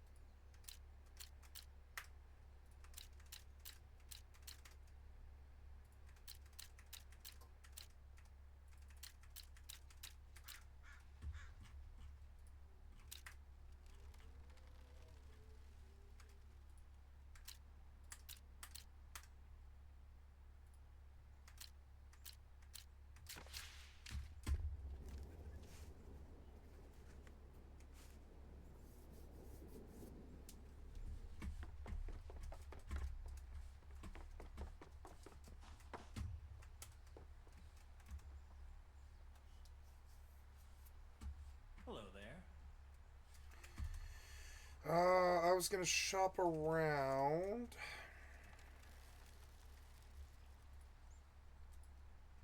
Medium, small.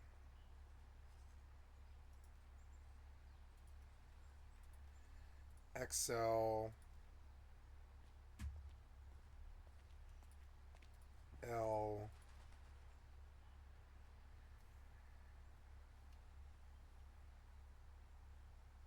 Mineral Vanguard. Oh, it's starting with 2 million. Ew. Well, then I'll have to farm, and then let's get the high preset. All in all, it's 11 million, and I'm at 2. Yeah, I guess L might be kind of a lot.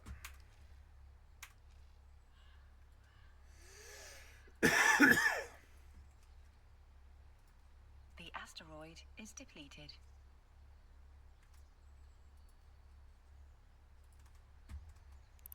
Hey, I finally got it where the mobs didn't come. That's good. Gonna make some more money. I'm gonna sell these red packages for 80 million, and I'm gonna be able to sit on them, like sit on the money for a while.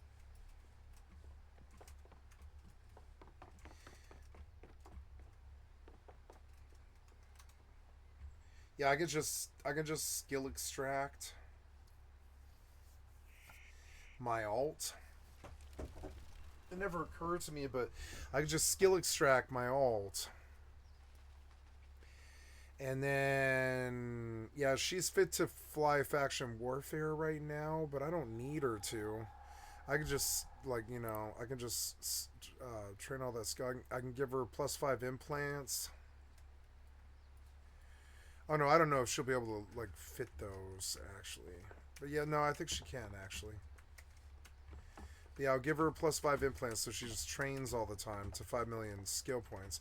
And then I just large skill extractor, put it on the hypernet, and like hopefully in that way I just keep getting passive income. Like, you know, I don't want to do... Oh yeah, so she wants me to farm here. I suppose it doesn't matter if I die. Yeah, I suppose it doesn't matter. I have a base that I can like build stuff if I need.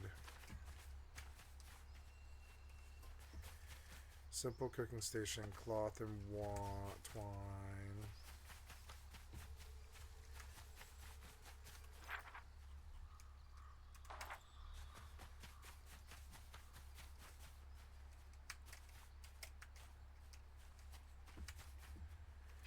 Yeah, like I want to look at what other interface problems there or stuff there was. Let's see, key bindings, gameplay, nickel toggle sprint, aim in first person,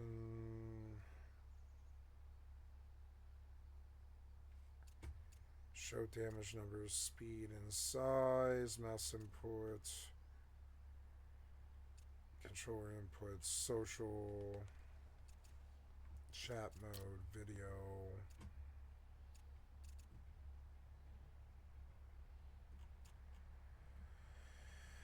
There we go. Quality, performance, DLSS. Oh, I am in the wrong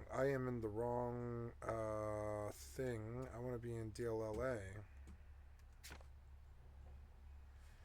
That dropped my frames. I see. So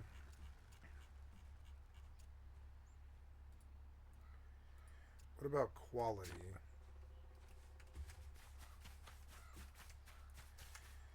Oh, okay, yeah. So there, that's better.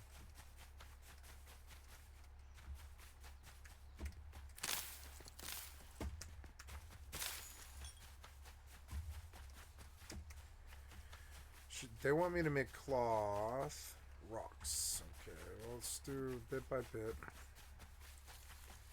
Gotta go find rocks. Let's turn on the audio.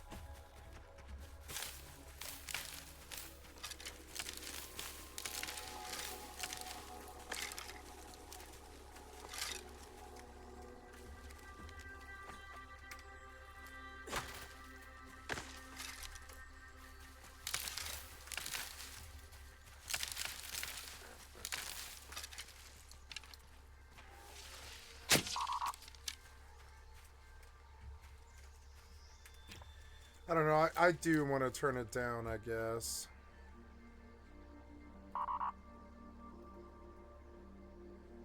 Let's try to do balanced on DLAA.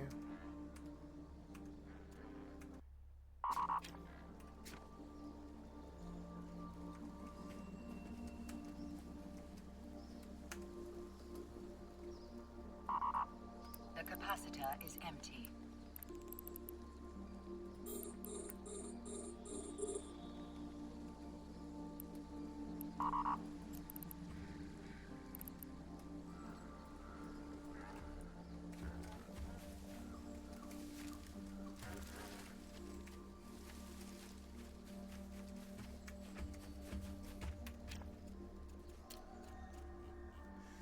Balanced everything, but I'm in DLAA. Gonna drop it to quality. There's 116.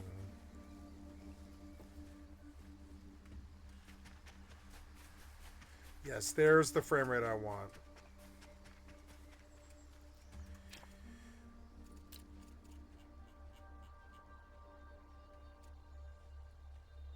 $118. Let's see. Oh, DLSS frame generation.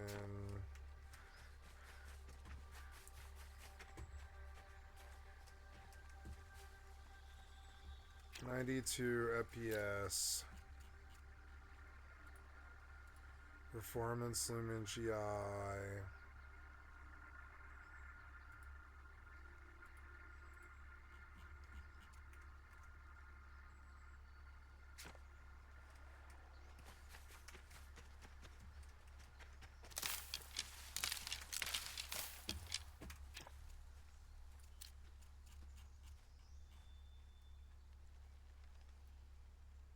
No, it's weird because of my frames. Yeah, it's just... I don't know, the DLSS was doing well in Ultra Performance. There's frames. There's frames. There's the frames I want. Wow, it doesn't get fuzzy like most DLSS.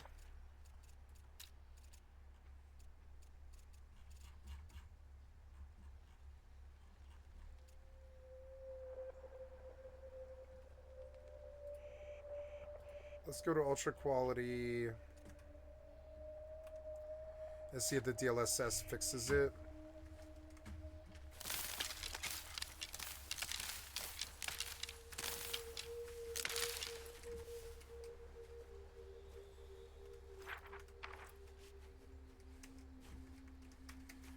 Frames are good, but yeah, man, I like these settings, they bother me a little bit.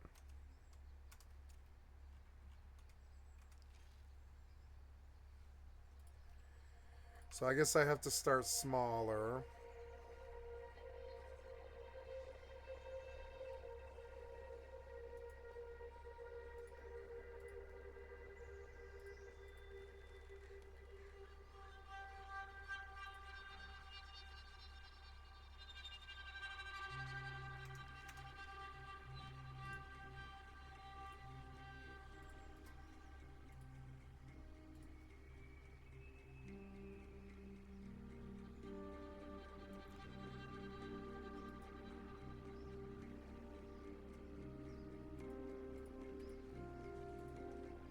High preset runs to 1.6 million. I'm going to confirm the order.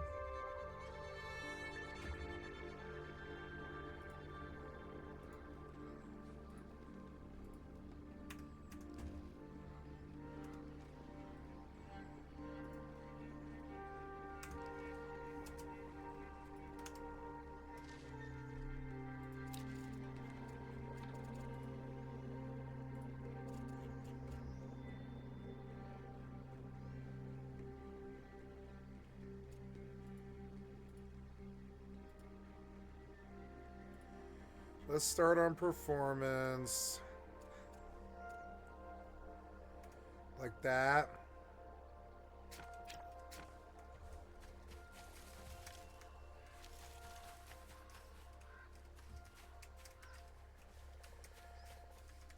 130.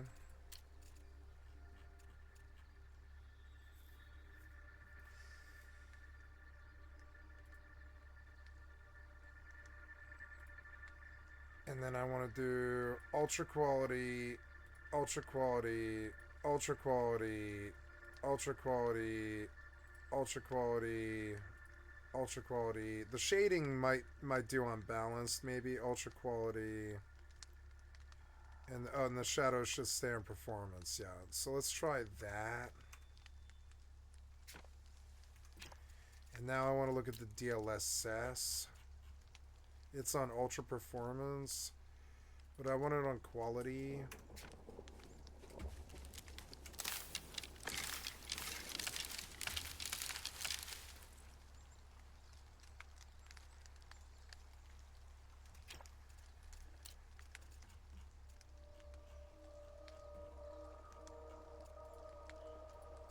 I'm gonna bump to DLLA and lose some frames here.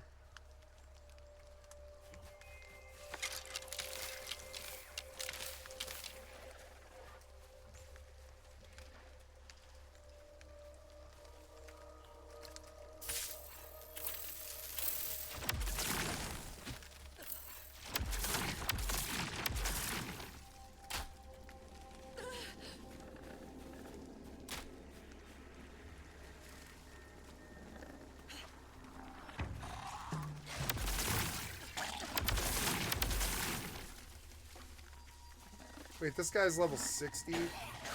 Oh. Oh, that's not too good. But 4 of them is a lot.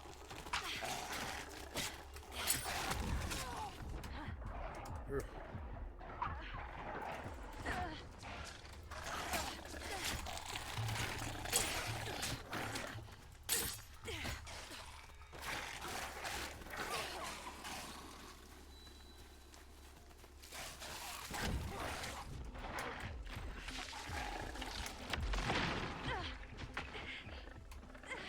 Oh, these guys, I don't know. I might not be ready for these guys. Fucking man.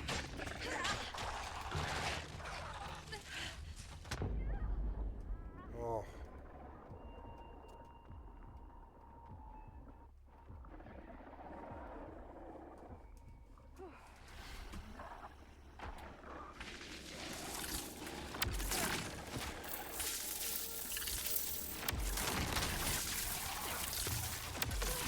Fuck. Res me. Maybe I should just focus on fighting one. Damn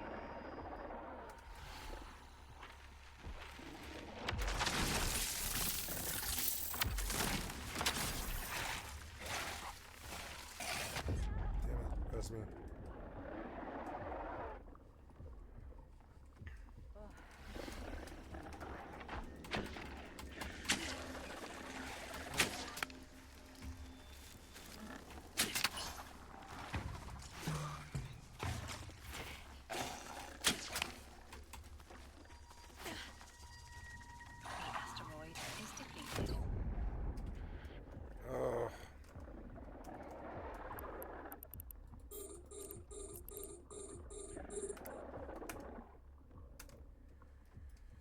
Hurry up, you.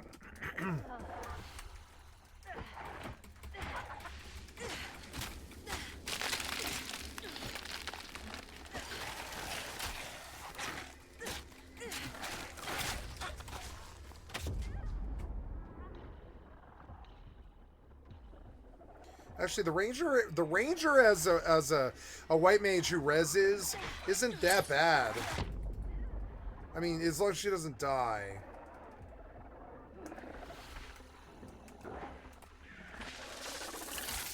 Please. Oh my god, you're annoying. Don't die, kitty. Ah, please come res. These things are fucking nasty. Fucking nasty, man. I wish she would potion. Don't I have a heal spell? Feel like they're healing. Are they healing? They were way lower than this. Yeah, I think they did heal. Fucking annoying. Come on, man. Let me at least do something. Did they kill her? Yeah, they killed her. That's okay. These things are fucking nasty.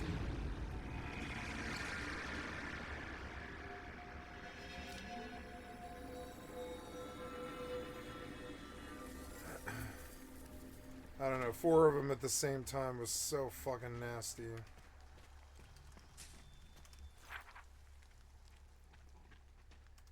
Let's go to that cave entrance.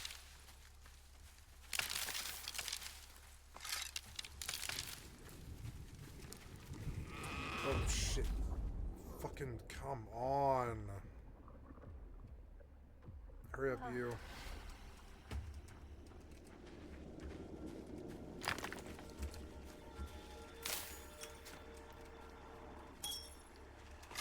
Oh, look. It doesn't matter how hard it is. Now, I have a pig, right? Item is breaking.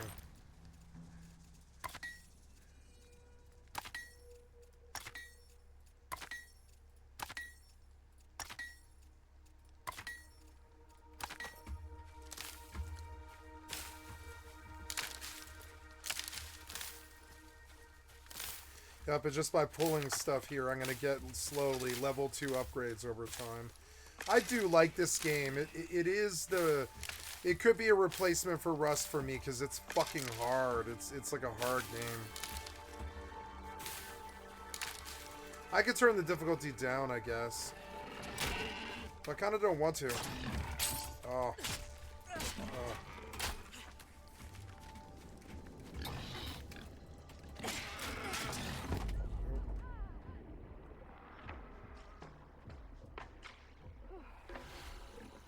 Whoop.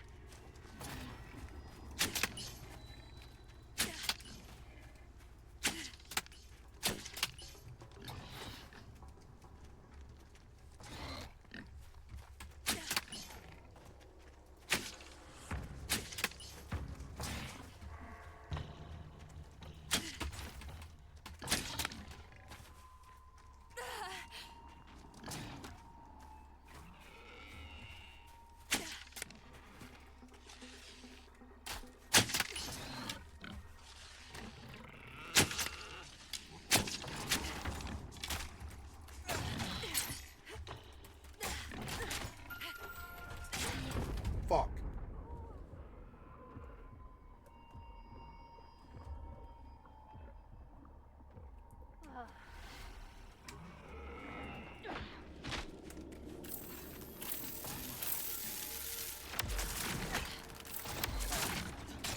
Did I miss him? God damn it, you're annoying. Oh.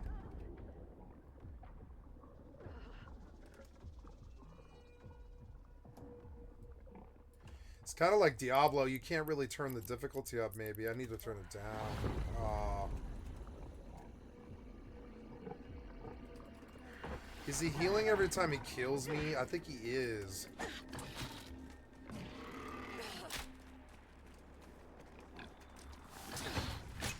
God damn it, it's so annoying. Oh my god.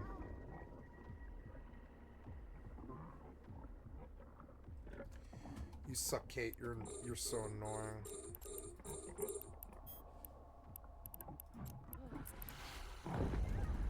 Oh damn it, just res me again.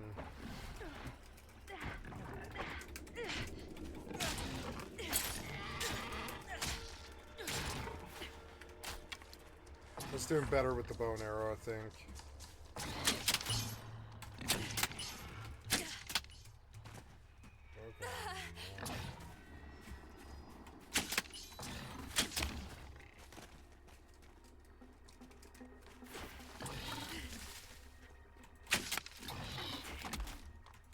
It is better.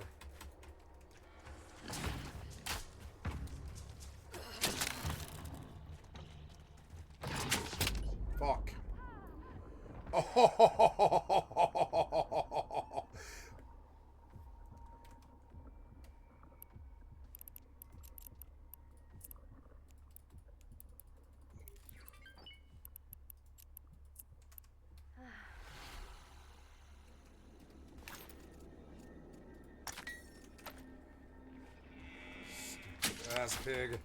Oh god. He healed again. That son of a bitch. You fucking 12-11. How did I hit him for 12-11? Oh. Ah. Ah.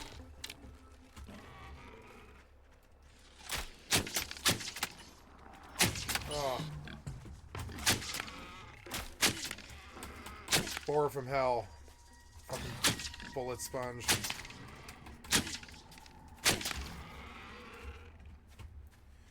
I'm gonna come back. You are so annoying. Where are you going? What? Come on, man, run.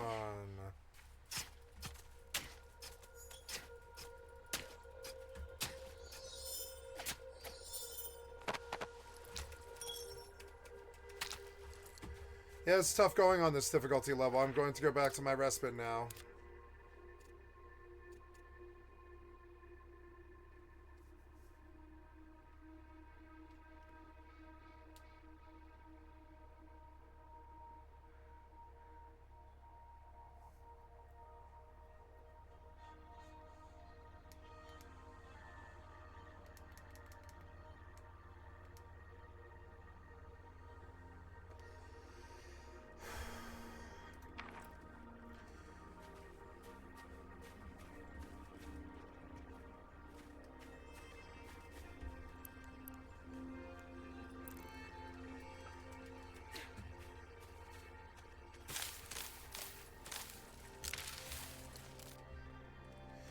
I like the system that it uses. It's not bad.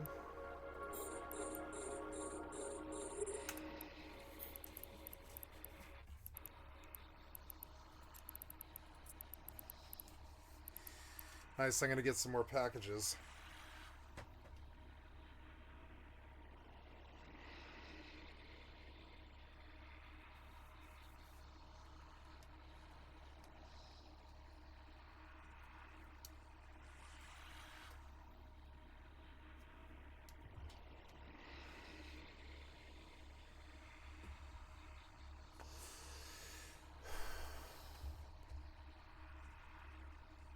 So I guess I can always have the abeyance realm, and I can always like build a new base here.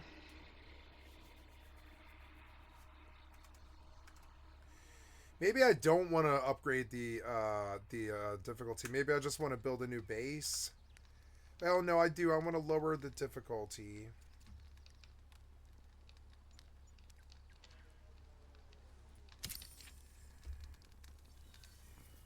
Because it was like bullet sponge.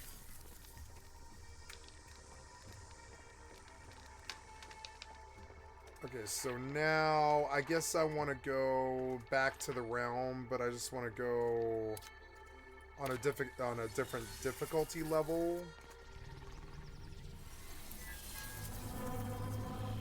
Or no, I guess while I have this realm loaded, I should dump all my loot.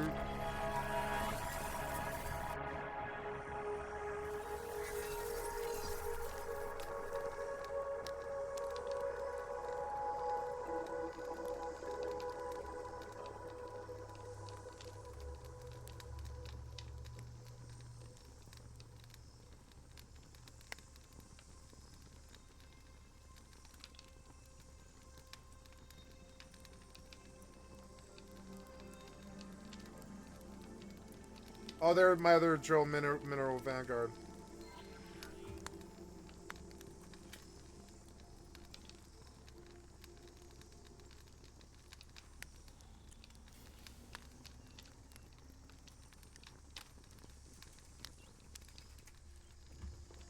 Maybe I don't drop the difficulty level. Maybe I just build a new base and I do the fucking process.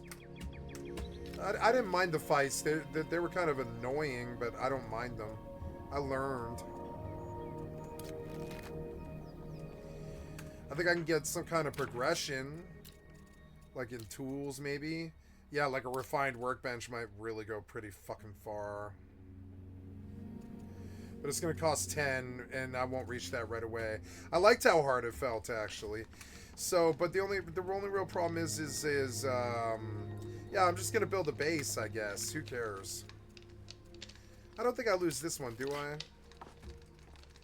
I don't know.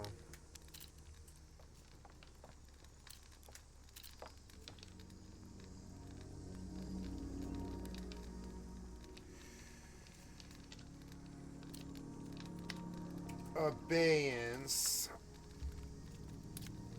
Now,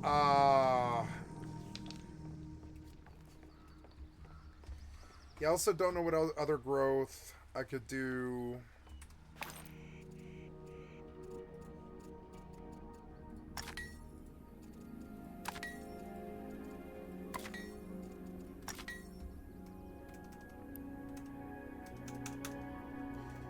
Haven't been doing that much Final Fantasy.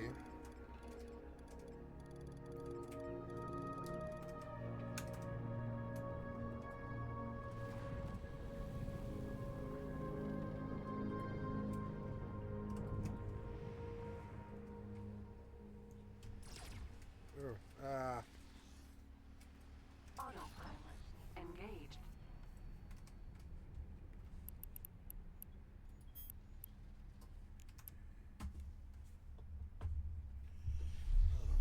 This table shouldn't be where I can bump it. Yeah, and I'll move my camera. Yeah, actually, I don't think the camera's bad.